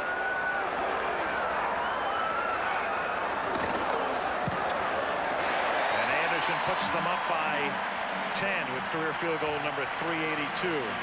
9:05 left in regulation. San Francisco 27, Denver 17. Son, do you think you could stand a few more words of advice from your old man? Dad. Just a little wedding night guidance from someone who's been there. Son, are you prepared? Dad, what? Pepsid AC? For me? Hors d'oeuvres? Look at all this spicy food. You could be in agony. Pepsid AC can stop heartburn before it starts. Before it starts, huh? Wouldn't want heartburn keeping you up tonight now would we? You can be heartburn-free with Pepsid AC. Foot action is seeing the game as only he can. It's cutting through the jerseys in motion and dissecting with cruel efficiency any player who stands in your way.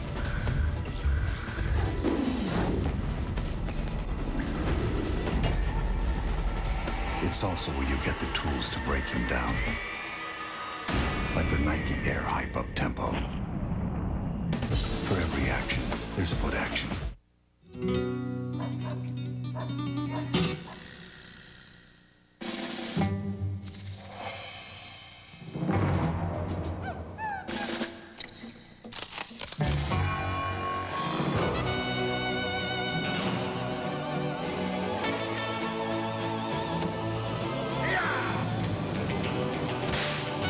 Ford Explorer, when no town's big enough for the both of you. Have you driven a Ford lately? For the first time on network television, I'm pregnant. Emma Thompson, Danny DeVito, and Arnold deliver. Is this your first? Yes. Junior, Sunday on ABC. That's one way to crystallize it when you look at those numbers. Steve Young, his number up near where it is for the season. And Elway, 25.2. And we know it's an esoteric situation, basically. And but John has not had a rating in a game that low since 1986. From the 6-yard line, Derek Lavelle, the former 49er, out past the 40.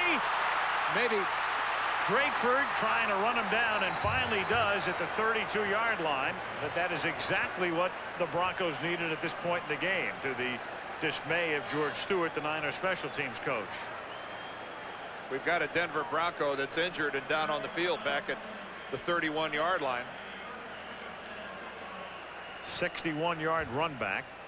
That's Dwayne Carswell, the injured Bronco.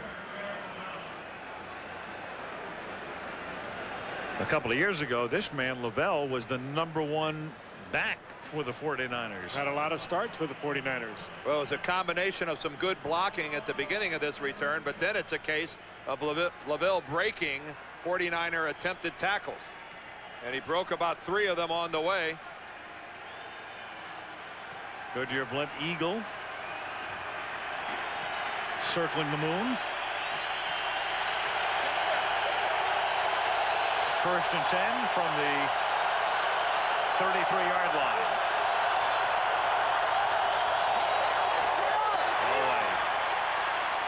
Going deep, and the pass was to the outside, and Willie Greene was curling back to the inside. That inside-out coverage, Pope on the outside and Merton Hanks on the inside, and Elway just basically throwing it away. So many great stories tonight. One thing we really haven't touched on, I mean, you go back now that he's on the verge of being 13-2. The 49ers, the hiring of Steve Mariucci, what a shock that was last January, and the way it's turned out right now. You remember when we were here in August and they played Jacksonville here and they were routed by the Jaguars, and we left here going, you know, there could be big trouble here. 2nd and 10, and this is Greene taking it to the 15-yard line for a first down, tackled by Bronson. And I think he proved his mettle when they came away from that first loss. They went down to Tampa Bay and got bombarded. Down with Young with a concussion. They lose Jerry Rice, and that had to be about as low as you could get. And he kept his team together, and he kept himself together, and he's proven that he belongs in this league, I think. And he's a real class act. And right now Denver is trying to make a case that this game's not over. From the 15-yard line, Hebron. A hard-earned 5 yards to the 10-yard line, tackled there by Zach Bronson. When your offense is predicated on the running of Terrell Davis, as Denver's offense has been all season long, this is a tough way to shift gears for them. Nothing against Von Hebron, but he's not Terrell Davis. And you've got to do a lot of things differently. Gary Kubiak walking the sidelines. 2nd and 6. Davis, 20-plus carries in 14 straight games, an NFL record, but out in the first half tonight, shoulder injury. And so Hebron's been the man, and he picks up one here to set up a 3rd down and 5. Before he went out of the game, Davis had carried tonight 10 times for 28 yards. Hebron has now carried 12 times for 64 yards. And of course, he had the big run. Somewhat 36 yards. Well, a lot of it is just when the guys look around the huddle. When you've got a 1,700-yard ball player, that's a guy that everybody in the huddle looks to and is used to seeing. And all of a sudden you subtract somebody with that kind of productivity from the from the huddle. A lot of it's psychological. It's natural to lose a little confidence. 3rd down and 5, and it is behind Willie Greene. And too, when you can run the football like the Campbell Terrell Davis, you can throw the football a lot easier. Elway angry, but at least they're in position to make it a 7-point game again. Well, John angry at himself, I think, Al. He had a wide open receiver, and John just throws away from him back behind him. And Willie Greene has absolutely no chance to react back to that football.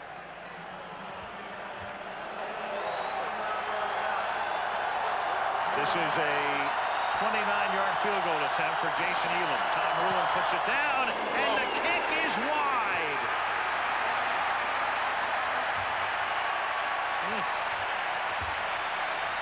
That hurts. That's a killer at this point. Elam not exactly having a strong night tonight. Boy, he's normally pretty dead with that thing. He made a 49er, missed a 44, and now misses a 29.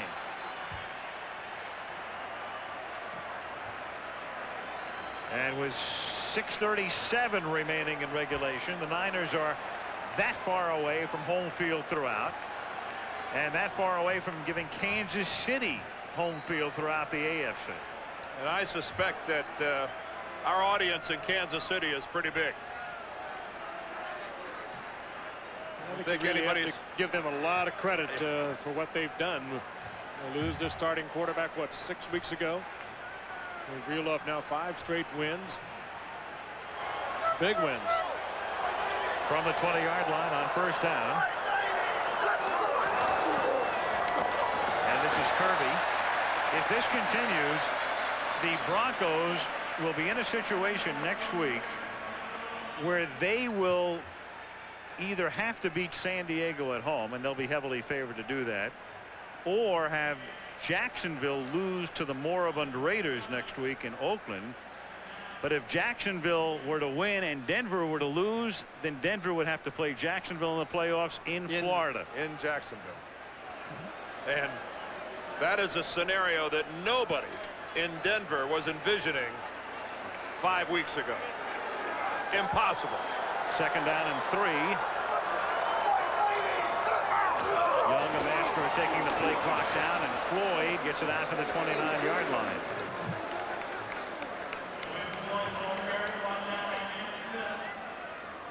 Third and 1.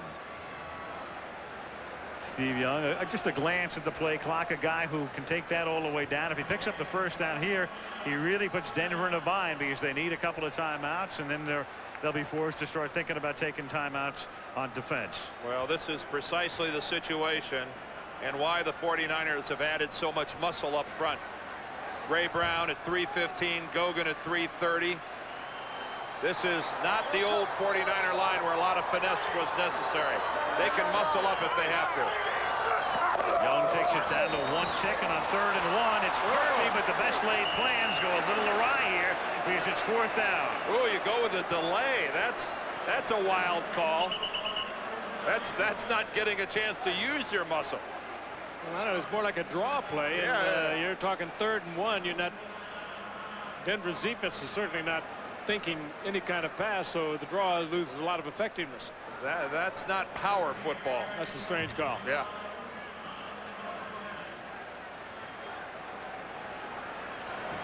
And now the 49ers have to punt. Tommy Thompson will send it down to Darian Gordon.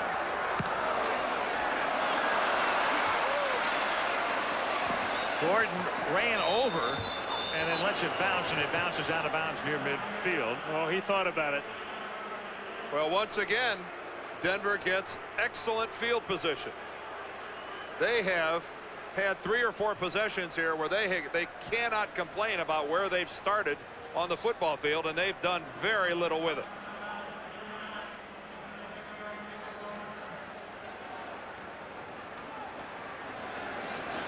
'49er defense here in the 2nd half has really toughened up. Came into the game as #1 in the league. Here in the 2nd half, they played that way. Elway. Pressure, almost loses the football. In fact, it is loose. And it's Kevin Greene who comes up with a football. He's going to score. Kevin Greene. Touchdown.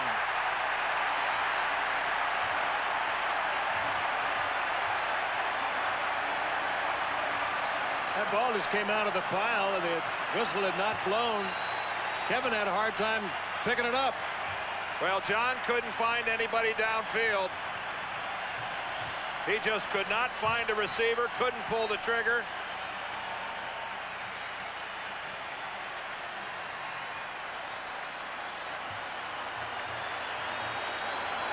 Good coverage downfield. Just well, you see the ball coming out of the pile. And the Broncos, none of his offensive linemen who are back there are aware that the ball is loose.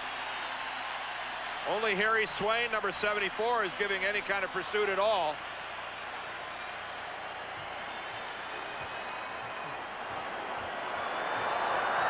And the Broncos find themselves in the midst of a nightmare.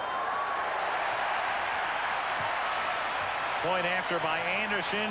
Greene scores the 3rd touchdown of his career. A guy who led the league in sacks last year, held out, didn't report to the Carolina Panthers. They released him, the 49ers, that veteran-friendly group. It's kind of a luxury to the 49ers. They really had no place to play him, and all of a sudden Roy Barker went down with an injury, and he's been able to fill in for Roy Barker, so the luxury turned into a necessity on the part of the 49ers, and it just turned into a touchdown for Kevin Greene. At least he didn't dive into the end zone. I remember one of his previous two. Remember, he launched himself from about the 3-yard line. Well, maybe he's going to do it again for us.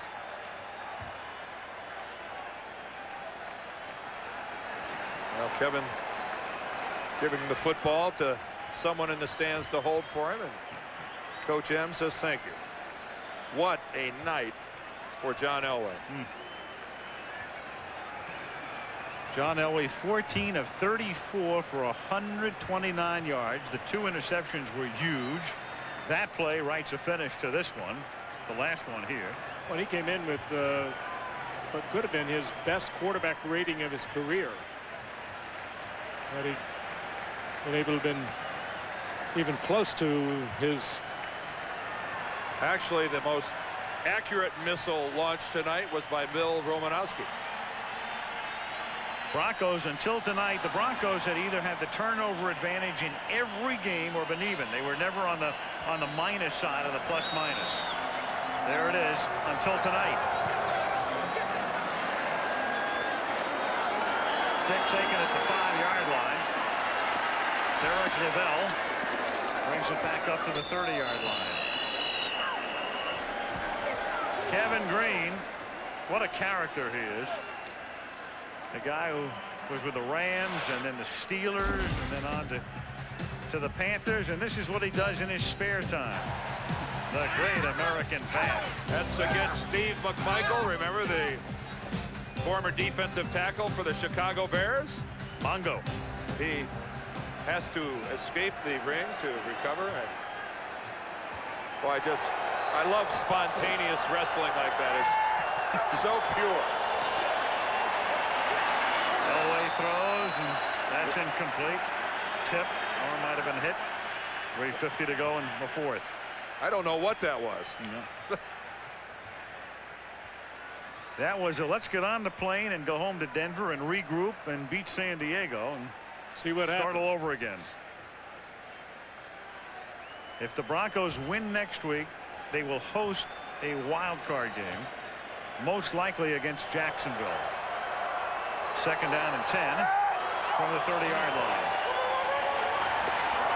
Elway throws, caught by Rod Smith up at the 36-yard line. And again, a reminder that the team that has had the home field advantage in the National Football Conference 5 out of the last 6 years has used that advantage and gone on and won the Super Bowl. Not just got to the Super Bowl, they won the Super Bowl 4 years in a row and 5 of the last 6. 49ers undefeated here in this year. 3rd down and 4. And that's caught by Sharp, and he's out of bounds. And the Niners just keep rolling despite, and we chronicled it tonight, the problems with Ed DeBartolo being forced to resign his position, but in effect, Carmen Policy has been running this team on a daily basis as the president and the CEO for 7 years, and the 49ers and Steve Mariucci are convinced that this organization will not miss a beat along the way here. And they're probably right. Dwight Clark has emerged as a real fine executive. Great receiver for Joe Montana for so many years. Elway on first down from the 49 throws, and that's incomplete. Another drop pass. Yeah, Dwight Clark, and through the years, John McVay was here and did a wonderful job, and they know how to scout, and they know how to draft and trade and work the salary cap, put people in the seats, and take home Lombardi trophies. And there might be a 6th one in the near future. Well, winning was more important than money. Spending money to win was not a problem for Ed DeBartolo and the 49er organization. 2nd and 10. Elway flushed, chased, and just throws it away. And as the Broncos lick their wounds and go home, you have to wonder about Terrell Davis, and will he play next week? Tony Jones, their starting tackle, is on the bench right now on the sideline, and they are icing his leg, and Harry Swain is replacing him.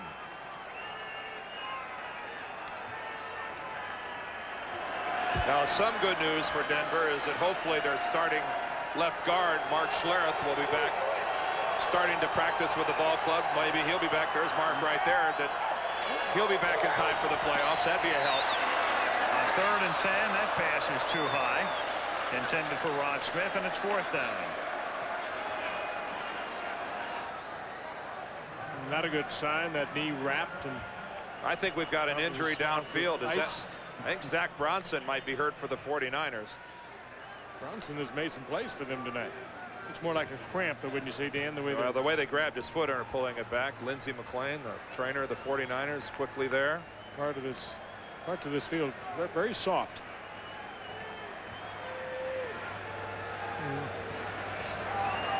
Bronson, the nickel back for the 49ers, and made a couple of good plays tonight.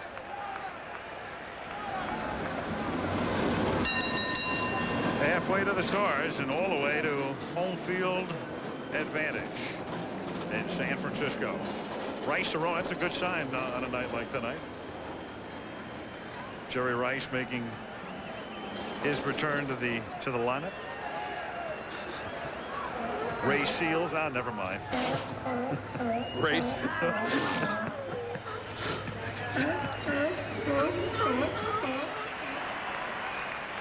Bronson assisted off. Neil Smith on another day in another country. We watched Neil Smith doing a little bullfighting. A couple of years ago, doing that preseason game in Mexico. And for the 49er faithful, a great night, a victory for their team. Those kids will have something to talk about and remember for a long, long time. And the crowd tonight in excess of 68,000. 4th down.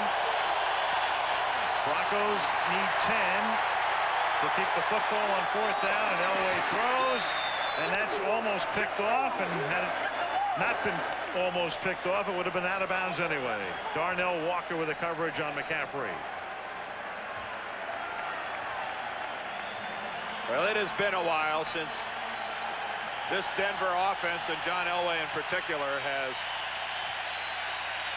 had such a difficult time of doing much of anything.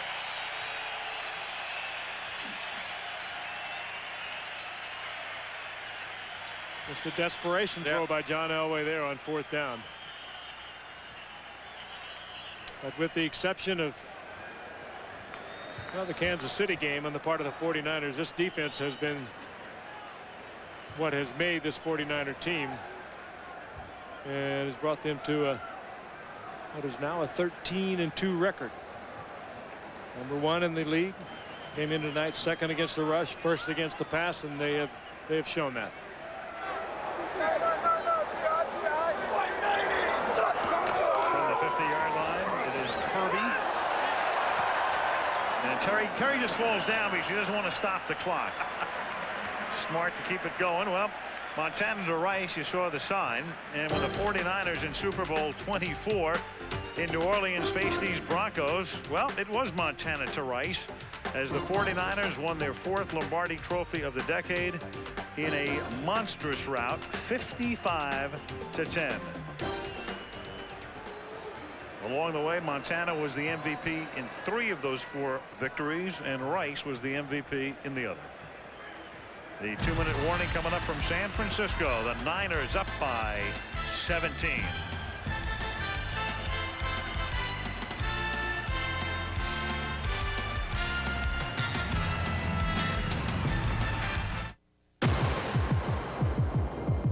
We need everybody today. Every single person on this team. Comes from the heart, baby. Dominate. Dominate.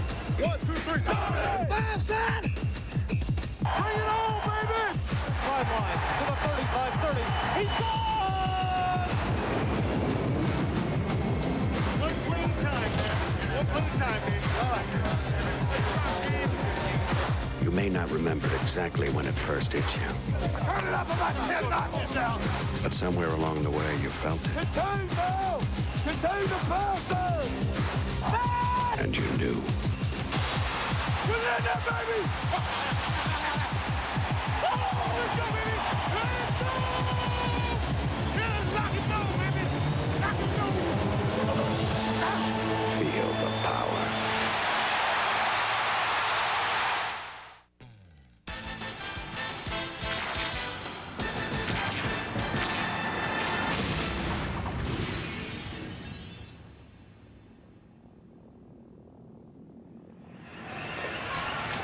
And we're going to bid goodnight to the Goodyear Blimp Eagle, providing the spectacular shots high above the stadium here in San Francisco. And a reminder also that you can check out all of the NFL action online at NFL.com. Scores, stats, video clip highlights of all the games at that website address.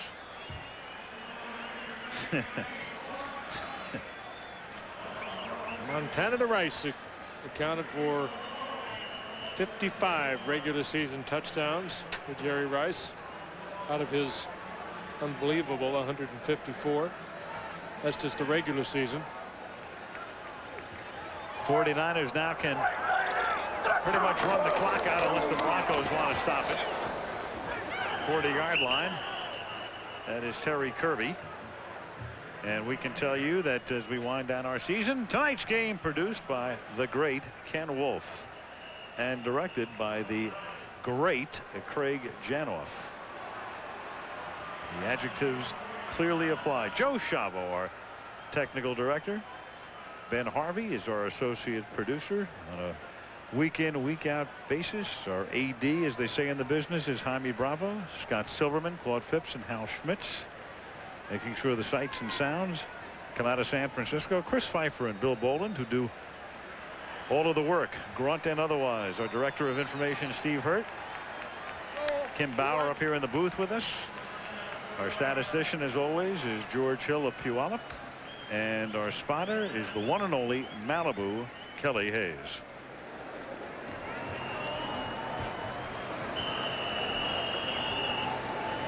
Neil Smith looks like he can use a week in Malibu right about now. And John Elway's numbers are about as grim as you will ever see, with his picture filling up the screen. A 29.5 rating. First down from the 40-yard line as Floyd fights his way down to the 37-yard line. 49ers go to Seattle next week, and Mariucci can just make sure everybody is healthy. Then they'll have a week off. Then they'll host a playoff game here the weekend of January 3rd. Broncos go home, meet San Diego, a team that has now lost 7 straight.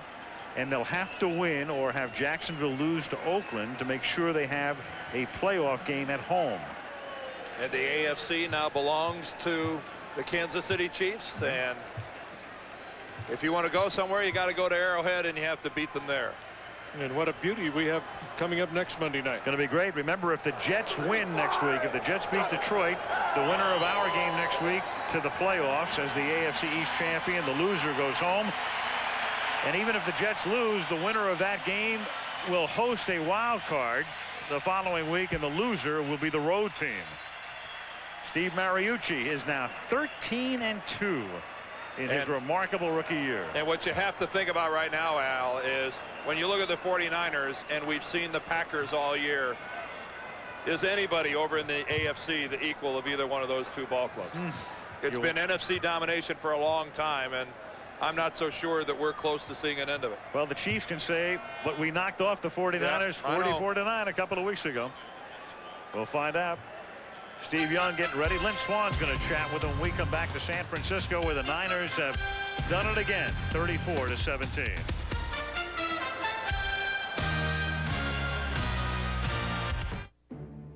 We've seen a lot of people fleeing to bonds, more likely treasury bonds than corporate bonds, but fleeing to the bond market to get that sort of balancing factor in their portfolio.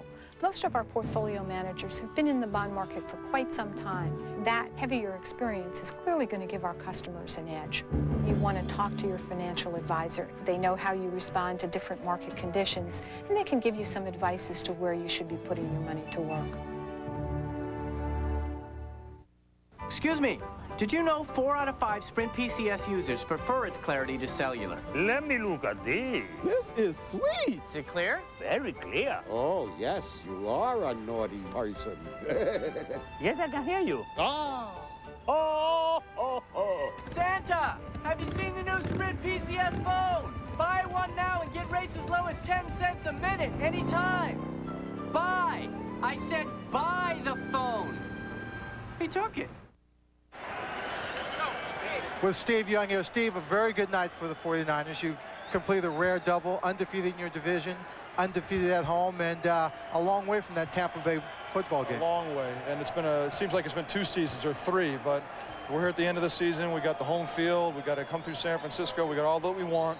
Now we just got to continue to play better, get guys healthy. It was nice to see Jerry out back on the field. Brent Jones' last home game. There's a lot of emotion today. Joe's retirement at halftime. There's a lot of things going on today. But what I really think happened was both sides of the ball. We really had a nice game.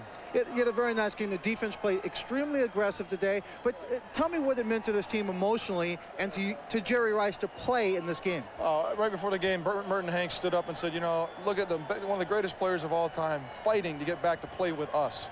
You know, that's where he is. He knows that we got a great team, and that was a good feeling in the locker room before the game. We saw his sacrifice throughout the season, and then it made us also, we're a great team. Let's go be a great team. I like that. Yeah, that one touchdown you threw to Jerry, 75th. I thought you were going to go to him because he was in the end zone. Were you just saying, I got to get Jerry a score? No, it was his play. We drew it up so that he could get the inside slant. And it worked. He got inside. I hope he's not okay. I think he banged his knee, but he'll be all right. Okay, Steve, thank you and congratulations. Great night. Thanks, Lynn. Al? Lynn, thank you. If you're a 49er fan, it just doesn't get any sweeter than tonight. I mean, how much sweeter can it be? You clinch home field. You finish the season unbeaten at home. Jerry Rice comes back. Jerry Rice scores a touchdown. And the 49ers just dominate. Merton Hanks runs one back for a touchdown. They retire Joe Montana's number, as sweet as it gets. Next Monday, a beauty for Miami. New England against Miami. Till then, Al Michaels, Frank Everett, Dan Dieter, Lynn Swan. Good night from San Francisco.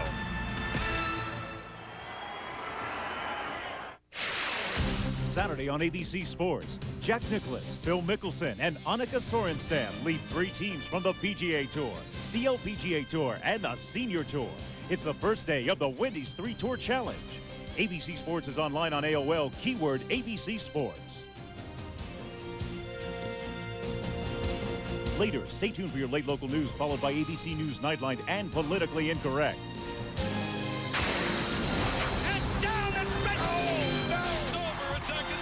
This has been a presentation of ABC Sports, recognized around the world as the leader in sports television. Promotional consideration provided by National Car Rental, the official car rental company of ABC Sports. 2 nights of 2020. Thursday, Expect a bonus this year? Well, in one business, thousands are getting over $1 million each. What did they do to deserve it? Then Friday, beware. That fun outing on a charter bus could end in tragedy. Watch 2020 Thursday and 2020 Friday. It's been a perfect ending to a magical night. Yes, the 49ers, Joe Montana, we had it all here tonight, so stay with us for the 49er wrap-up show. And, of course, that tribute to Joe Montana. Home field advantage coming up next.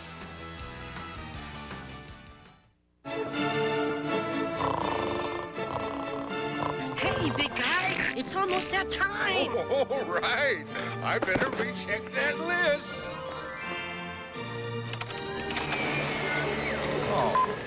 Oh, great. Who's been surfing the web again? This holiday, protect yourself with the world's best-selling antivirus software, McAfee Virus Scan. $29.95 at CompUSA and other retailers.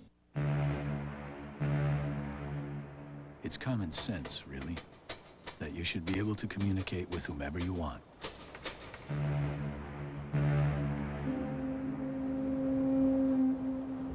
Without having to worry about the security of your connection. Introducing wireless service that is secure from eavesdropping and secure from number theft.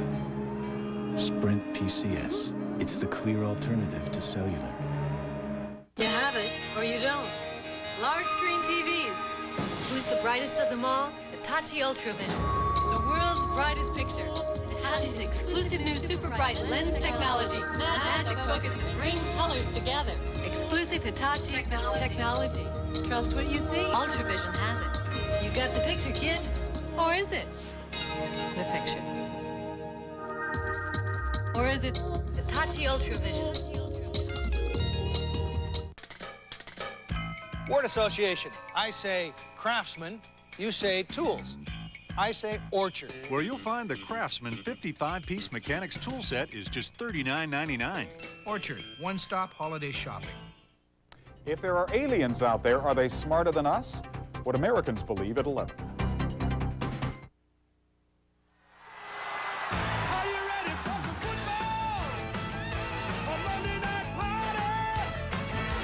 Hang on to your seats. Join Mike and Martin for the Bay Area's favorite sports show, Channel 7's Monday Night Wrap-Up. Get those helmets crashing, the crowd is psyched. All my rowdy friends are here on Channel 7.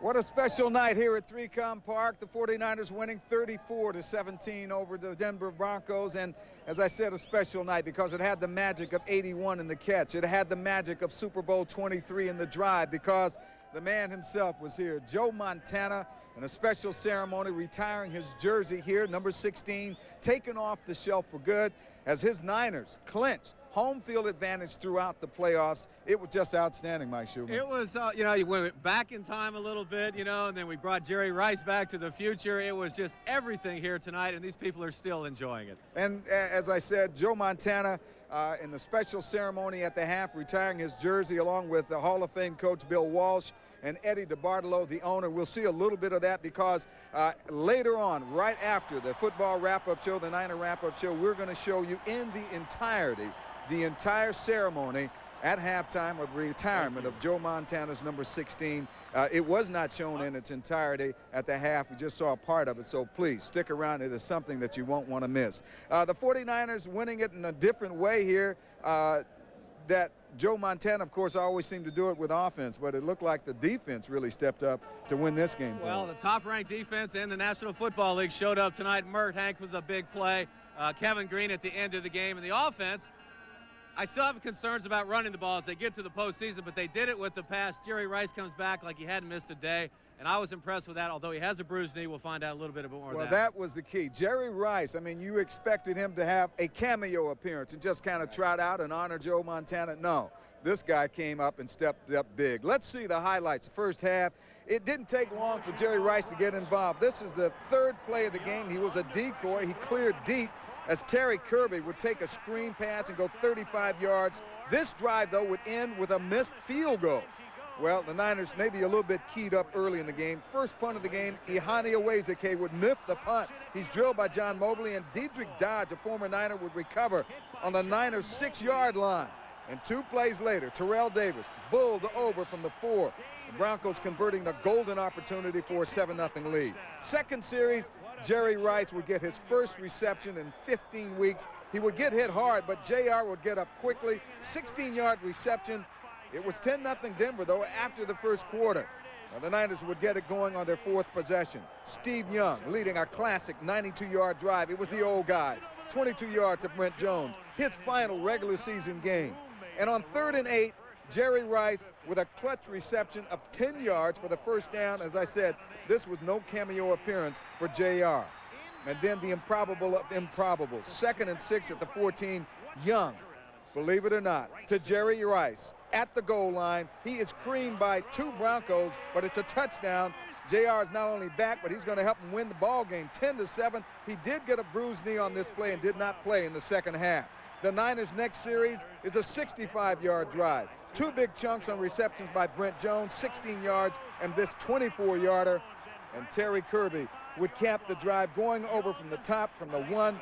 With 22 seconds left, it is 14-10 Niners as they take the lead at the half. And it's only fitting, right? You're going to have halftime ceremonies for Joe Montana's retirement of his jersey. You do want to have the lead, and they had it. And you got Jerry Rice catching 3 balls. You got Brent Jones, key catches down the stretch. All the guys who made the announcement this week were involved in the first half. And at halftime, I think it was Steve, Brent, and sitting there watching the celebration itself. Steve Jones, Jerry Rice, and Brent Jones came out of the locker room to watch and to honor Jerry Rice, which was kind of moving because, you know, Steve and Joe were very competitive, but Steve showing a lot of class, coming out saying, hey, this guy's a Hall of Famer, this guy's a special guy, and I'm going to honor him. Well, there's no question, and you got to be a part of that. But as I mentioned, the 49ers only had 19 yards rushing in the first half, 213 through the air, which we haven't seen all season. And since Garrison Hurst went down, they're depending more on the pass. All right, Niners leading 14-10, but Denver came storming out of the blocks in the second half. They had a second half drive of 71 yards as we look at it. Terrell Davis out with the bruised shoulder, and his replacement, Von Hebron. Nice cutback, breaks for a 46-yarder. Tyrone Draper will track him down inside the 5-yard line, but Denver has a 1st and goal. And it would take them 4 shots from the 4, but on 4th and goal, Von Hebron crashed over the left side. 17-14 Broncos. They had a 71-yard drive. Then the 49er defense would come to the rescue. Forget the salute, dude. Merton Hanks reading Elway like a romance novel. Just timed it perfectly, picked it off, and he's going full speed. 55 yards. He would get the chicken dance inside the 10 and even had a mock salute in the end zone. Big play, 24-17 Niners after 3 quarters. Where's the salute? Yeah, all right. Early in the 4th, Dana Stubblefield will key a 2nd straight huge defensive play. Tipped Elway's pass, and Lee Woodall picks it off. He motors 55 yards down the sidelines to the 11. This sets up a 2nd Gary Anderson field goal. It's 27-17 Niners. And then Dana Stubblefield and Bryant Young and Kevin Greene forcing the fumble by Elway. Greene scoops it up, and he goes 40 yards to pay dirt. 3 huge defensive plays in the second half, and that keys the 34-17 victory. And these Niners have to feel awfully good. They are on the rise going in to their final game. And, hey, we are joined right now by Marquez Pope, our guy who stood up good, and he's coming on. We can see that you're picking up speed now in your second game back. Your sea legs are kind of under you again, and that's good. You got to talk about the emotion of this game with JR coming back, Brent retiring, and of course, Joe Montana here. I mean, I think today lit half of this California up, let me say that. I mean, a great moment, you know, in all situations, from Joe Montana retiring, Jerry Rice returning, being the first one to come back and catch and put 7 on the board to start it off, and that's like Jerry. And a great performance by the whole team, home field advantage. You know, it can go on and on. You're hyped up, I can tell. You can hardly talk. You're so excited. Hollywood script. Yeah. I mean, you know, this is Hollywood. I'm really tired. I mean, Denver Broncos played hard. I mean, Elway, you know, he's a comeback guy, he did not stop, and defensive plays were just made at the right time. Let's talk about the defense. I mean, John Marshall, you guys took Shannon Sharp out of the game by your schemes and pretty much made the wide receivers beat you when Terrell Davis went down, and that did not happen. Well, yeah, we were surprised. You know, we heard Terrell Davis went down in the end of the second quarter, and I think that changed a little bit for him. So they had to go back to Shannon Sharp and Rod Smith and those type of players, which they're key players for them. And our defense was able to, secondary was able to hold everyone. And the pass rush was phenomenal again. Kevin Greene along, you know. Yeah. I mean, whoever knew that Kevin Greene was going to run 50 yards? Nobody. You know, you talked about Jerry Rice, and then we're going to show some of the video that, I mean, I expected a cameo, right? You know, you step up, you come on the field, you make everybody feel good, but this guy came to play to help win. Here's his first reception. This was like the third play of the game. And they go at him, and now that was in the second drive, and he takes a little blow there. Yeah, because I think that's what the whole, you know, his whole emotion was like, hey, you know, I want to take my first hit, and I don't really know what I can do. And there's that famous post play, you know. I mean, you know, he's definitely done that so many times, and he started it off right there. And I mean, my goodness, ABC Monday night at home. I mean, the fans were, I mean, wonderful, and, you know, and the fans should keep coming out because this is going to be a great one and one to remember. All right, Jerry bruised his knee. Do you know the extent of the injury? And I was so glad that he wore that brace, and the doctors talked him into it because that might have saved him from re-injuring that knee. How bad is it, do you know? I think when he took a blow, he just, you know, I think it was just more of a cautious move. And right now, you know, for him is to get a feel for the game again. And, you know, he had to relax because you know, we go play Seattle, and there's a turf game, and, you know, this is the natural thing. There's your man back here. Oh, wow. Oh, wow. Oh, wow. Oh, wow. Mert Hanks, 55 yards, and Mert, you look like a halfback running that thing. Marquez made an excellent block to spring it, and I was just trying to keep my form, and sure enough, my man sitting over there to your right, he's able to get that thing in the end zone. So it was a big win for us. I mean, the defense all the way around just stepped up. We got your play here, Mert. I think we were just trying to make sure that John Elway didn't have time to just sit back there and throw the ball. So you got guys like Kevin Greene coming up front. It makes our job just a little bit easier. What a great cutback here, right there. You know, you showed a little speed there, Mert. I was running scared. You know, you don't want to get caught. You know. And was that a salute at the end? Yeah. There it is. That's it. Kevin, we got to talk about your play because the first thing Marquez said was, who would have thought that Kevin Greene would go? Who would have thought that he would pick it up and go 50 yards down the line? Underestimate the skills, fellas. Come on, no, it was just a play. I was just able to come around the corner. The DBs did a great job, give me time to get to Elway, and the referee just never blew the whistle. I figured I'd just get up and ramble on down the field and see if I could make it in the end zone. All right, 45 yards now. If it had been 50, would you have made it, Kevin? I probably would have passed out, yeah. I would have had the oxygen tank and paramedics, the whole deal. Were you feeling the emotion of what was going down? I mean, because this is your first year with this team, but of course you had to know, but you know, Joe Montana, Jerry Rice, the whole thing. Huge. I mean, it was huge. Everything today, Monday night, the retirement of Joe Montana's jersey and Jerry Rice coming back and making big plays at key times during the game. To be a part of it was just really a blessing for me. Yeah. And I think there's no question this is the top-ranked defense in the National Football League. You know, we have guys like Marquez and Kevin.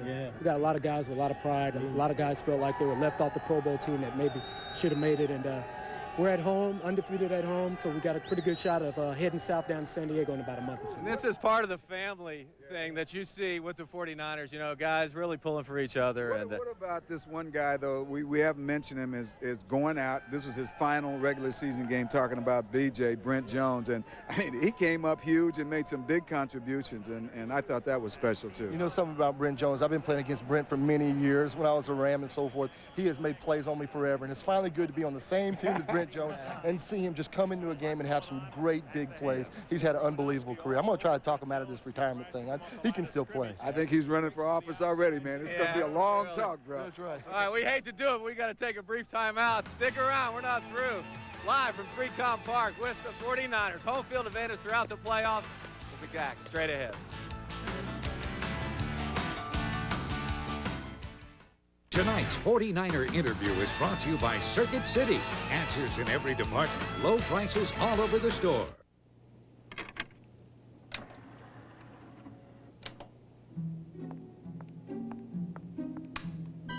Just a reminder from Circuit City. We've got plenty of great holiday gifts at guaranteed low prices. Right now, during Circuit City's holiday sale, this Sony 8mm camcorder with color viewfinder is just $449.99. And this Quasar 1.2 cubic foot microwave is just $99.99 after a $20 mail-in rebate. Now at Circuit City. Ford celebrates the action heroes of everyday life with Ford Ranger. Ford Rangers, everything I need in a truck. Get everything you need. Ranger XLT just $199 a month for 24 months with only $500 down. It gets the job done. Or if you prefer a 4x4, the Ranger's a perfect vehicle. Tough, good looking. Ranger 4x4, maxed out loaded, just $229 a month. Best around. See your California Ford dealer. Tell them you're an action hero. California Action Heroes. It's a beautiful day for baseball. At AIG, one of our jobs is ensuring your favorite Major League Baseball teams, the airlines they fly on, and the stadiums they play in. AIG ensures the hot dogs and the satellite broadcasting the game. AIG even ensures the gloves, the bats, the balls, and fortunately, the cars in the lot. The AIG companies, ensuring your work, your life, your world. Ernie and Lars are moving into a new house, but the old owner's not quite ready to move out. To that mouse, you are the intruder. This holiday season, the squeak shall inherit the earth. We need a cat. Preferably with a history of mental illness. Nathan Lane. I don't think we're dealing with an ordinary mouse. Mouse Hunt. He's Hitler with a tail. This is the Omen with whiskers. Rated PG. Starts Friday, December 19th. Welcome back to 3Com Park. Mike Schumann, Martin Wyatt's gone to the locker room. We'll get to him. Marquez Pope, of course, joins us like he does on every live show. And Marquez, you couldn't have picked a better time to come back. I know it was killing you like it was Jerry. You were injured most of the season. You came back last week, sort of got your feet underneath you, and I think you felt a lot better this week in your game. And got a little call against you on that interception, and you said the ref goes back to you with high school. Yeah, it was unbelievable. I mean, but it was a lot of flags thrown tonight. And after a while, you know, it's just like, come on, give us a break. You know, let us play. You have the #1 offense against the #1 defense. I mean, it's going to be a grudge match here on out. And, you know, it's just unfortunate. But, you know, my hopes are still up. And I look to, you know, make more plays during the playoff and things like that. Well, you're back just in time. And a guy who came up big also, Lee Woodall. Yes. He's been steady throughout his whole career, but never really got the attention because maybe some bigger name linebackers. But here comes up with a big interception. And maybe his rookie year he would have made it, but he ran out of a little gas. I mean, he's a big guy for a linebacker to move that fast. I mean, you gotta love to have him on your team. All right, now on the replay, Dana Stubblefield tipped the ball, and everybody thought, God, what a poor pass by Elway, but Stubby got a hand on it. Yes, he did, and Stubby played well. The D-line played well. I mean, gosh, we could compliment each other all day. I mean, it was a great performance. What is it about this defense that sort of has, you know, you guys playing so well this late in the season? Confidence. You know, people believe in each other, and I think as a defense, we're motivated this year because of a lot of distractions off the field, and we play as one, and I think Mariucci has done a great job, and you know, all the defensive coaches are doing a great job to keep this defense motivated, you know, and special teams, you know, I don't like to leave them out because, you know, George Stewart is doing a great job, and you know, what can you ask? I mean, we're good all three areas. All right, let's move over to the Bryant Young right here, another guy who's been beat up the last 4 or 5 games. Made some key plays that, you know, where he busted through, and it just made it tough for them to run the ball. Yeah, I mean, and it was surprising, you know, they must have beat up on Terrell Davis because, you know, he was absent in the second half, and I think, like I said, that changed the momentum around for them. And BY and Stubby, you couldn't stop them. All right, you move over to the offensive side of the ball. When Garrison Hurst went down, that was the key the first part of the season because he could run between the tackles. Terry Kirby's had to step in, and Terry's done a nice job. A screen pass early in the game that was huge right here. I think with Terry Kirby, he's been in a position to always make plays, and he loves making plays, and he's worked so hard to keep, you know, to let players know and let the team know, you know, he's still confident. You know, he's not lost any enthusiasm towards the game, and playing behind Garrison, you know, they're best of buddies, and they know how to handle the situation. And he is probably the epitome of the role players, which is the 49ers are known for because, you know, he lost his starting job, but yet he kept his head up and his confidence and knew he was going to get some time. And today, you know, was another great performance, and, you know, he's the 101 kickoff return. Right. I mean, he didn't even supposed to be there. That's right, that's right. So, I mean, he's definitely made an impact. All right, we're going to talk a little about the penalties and a couple other things. But before we go to break, hold on here. I got my script right here. I got to do this. In honor of the 49ers retiring Joe Montana's number 16, Channel 7 is giving you a chance to win some terrific Joe Montana memorabilia. We'll be giving away a Montana autographed football, 4 Montana retirement T-shirts, and 4 retirement pins. To win, send your name and phone number to Montana Giveaway, KGO TV, 900 Front Street, San Francisco, California, 94111. If you'd like to purchase any of the merchandise, you can call 1-800-359-4937. A purchase of $100 or more, you get a free Monday Night Football CD.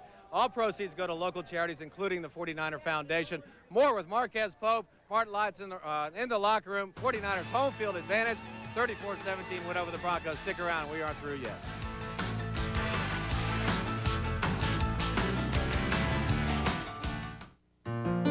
It was your generosity that gave someone a reason to smile. Your warmth and compassion that brought a tear to one's eye. By helping our food drive, you simply made others feel good inside. Thanks for sharing your holiday with Channel 7 ABC. And please remember your food bank throughout the year. Because the food you give is what feeds the human spirit. Ford celebrates the action heroes of everyday life with Ford Ranger. Ford Rangers, everything I need in a truck. Get everything you need. Ranger XLT, just $199 a month for 24 months with only $500 down. It gets the job done. Or if you prefer a 4x4, the Ranger's a perfect vehicle. Tough, good looking. Ranger 4x4, maxed out loaded, just $229 a month. It's the best around. See your California Ford dealer. Tell them you're an action hero. California Action Heroes! My high school years were pretty typical. I never really stood out. Did all the normal stuff, but nothing extraordinary. Well, that is until I started Jack in the Box and created the ultimate cheeseburger. It's outstanding. 2 big quarter-pound patties, 3 slices of cheese, everything you want, nothing you don't. It's the ultimate cheeseburger. You know, actually, I did get some recognition in school. For some reason, I was voted class clown. Maybe you know some little places to go to where they never close. Downtown, just listen to the music of the traffic in the city. Linger on the sidewalk where the neon signs are pretty. Go downtown. Your AT&T Universal card is secure, no matter where you shop. Guaranteed. Downtown, everything's waiting for you.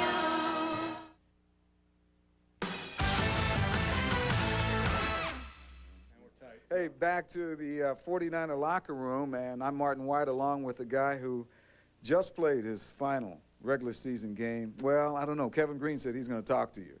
You were standing up good. Brent Jones, who's had tremendous decade plus with the 49ers, and it's an emotional night for everybody with JR coming back and Joe's number being retired. I saw you standing out there along with JR and Steve Young to watch the ceremony, to bring it all in, and there must have been a lot of thoughts going through your head. Definitely, Martin. And Joe, not only a big part of the organization, but a big part of my life, and Steve and Jerry's as well. And I mean, we are all in this thing together, and we need to be out there to see the great one's number retired. Here's Joe. What was going through your mind? And I mean, you know, I'm trying to dig in and kind of really get personal, because I know there's so many thoughts and must have just gone through and kind of rushed for you. Just a lot of memories. I think the thing that stood out for me most when I think about Joe is just his humility over the years. He never wanted to take credit. He always deflected credit to other players, to his line, to coaches, and I think he stood tall. Just a great man of integrity and character. And I think that really speaks a lot about the person that Joe Montana is. And this team is awful special. And here's a guy right there. We're going to bring him on. Your coach, Steve Mariucci. Steve, you might have to talk to this guy. Maybe you can bring him in. Come on, sit down here, Steve, and stand here. Maybe you can bring him back one more year. This guy? This old guy? You think he wants to put up with me for another year? This is a great day for for a lot of people here. You know, you already talked about Joe and Jerry coming back, but Brent Jones has had a tremendous career here too, and boy, he's you know, you hate to have favorites on a team because I love everybody, but you know, he's just everybody's favorite, it seems. And it wasn't a cameo today. I mean, he stepped up and made some big plays for you, especially in that second drive when he took the lead. He really did, and he, you know, and he had, there you go, Romanowski. We all know him, and he's gonna wrestle Brett down, you know. But you look at him getting open there. There's the flag. Just a great job, and he's had such a great career here. And you know, you wish guys could just stick around forever, but that's not going to be the case. And we're going to miss him next year, but we've got some more games left, don't we? I don't know if it's a done deal. I don't know, Brent. Is it a done deal? Oh, I'll tell you, Martin, games like this make you think twice, but no, it's a done deal, and I'll be hitting this guy up for tickets. Steve, you've got it locked. Everything, all the goals I imagine that you set out for the regular season, I assume that you accomplished them. We've got another game left to play in Seattle that doesn't have any playoff ramifications, but we would like to finish it strong. And, you know, we've got some more football to go, and we've got some improving to do. And this team is going to get back to work on Wednesday and continue to improve. But it's been fun, and this team has responded to adversity, has responded to having some success, and it's been just a pleasure being around these guys. And you know, every day is a new experience, it seems. But boy, it's been a lot of fun. And a classic way to bring it out, Brent, is of course would be in San Diego that last Sunday of January, and I imagine that's exactly what you're looking forward to. Well, I know two guys sitting right here that are planning on it, Martin. Okay, guys, thank you very much for coming in. Steve, congratulations on a great first year. Brent, congratulations on a great career. You've been a class act, and we really appreciate that you're such an asset to the community, and we're happy that you're with us. We're going to toss out now to a commercial break, and we'll be right back. Oh, I'm sorry. We're going to toss out to Shu and Marquette. Channel 7 Football Wrap-Up brought to you in part by your local Ford dealer. See your local Ford dealer and prepare to be impressed. Ford celebrates the action heroes of everyday life with Ford Ranger. Ford Rangers, everything I need in a truck. Get everything you need. Ranger XLT just $199 a month for 24 months with only $500 down. It gets the job done. Or if you prefer a 4x4, the Ranger's a perfect vehicle. Tough, good looking. Ranger 4x4, maxed out loaded, just $229 a month. Best around. See your California Ford dealer. Tell them you're an action hero. California Action Heroes! Yeah, I broke it snowboarding, and the bad thing is, it's my bell-ringing arm. Well, let's see. You'll need something light and portable with a good, clear sound. This model should do the trick. Would you be interested in looking at a car stereo? You know, for the sleigh? You'll find hundreds of great gifts at Circuit City's holiday sale, all at guaranteed low prices. Like this Sanyo CD boombox, just $59.99. Now at Circuit City. It's a beautiful day for baseball. At AIG, one of our jobs is ensuring your favorite Major League Baseball teams, the airlines they fly on, and the stadiums they play in. AIG ensures the hot dogs and the satellite broadcasting the game. AIG even ensures the gloves, the bats, the balls, and fortunately, the cars in the lot. The AIG companies, ensuring your work, your life, your world.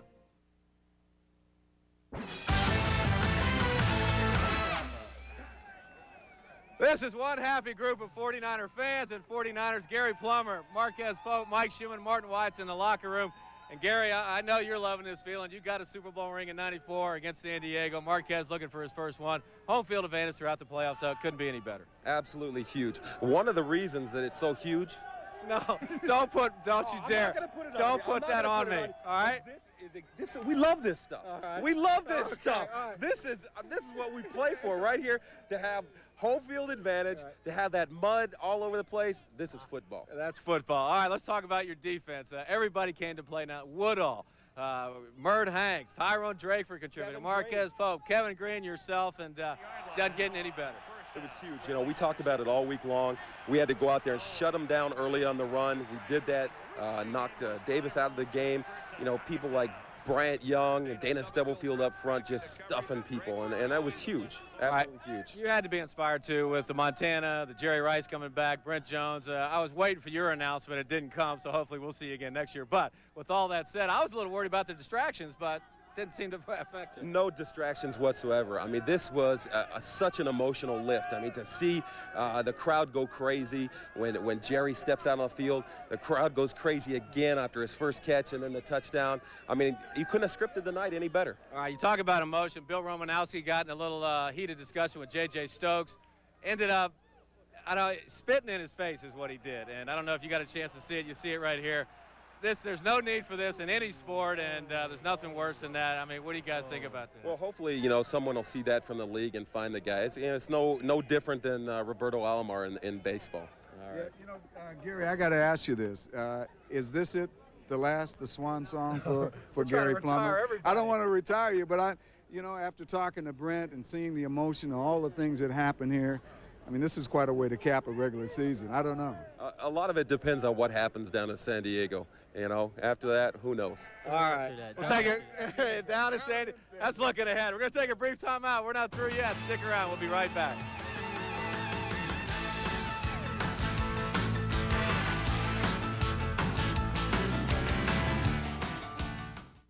C-H-E-C-C-H-I. Chi-chi? Cha-chi. Cha-chi.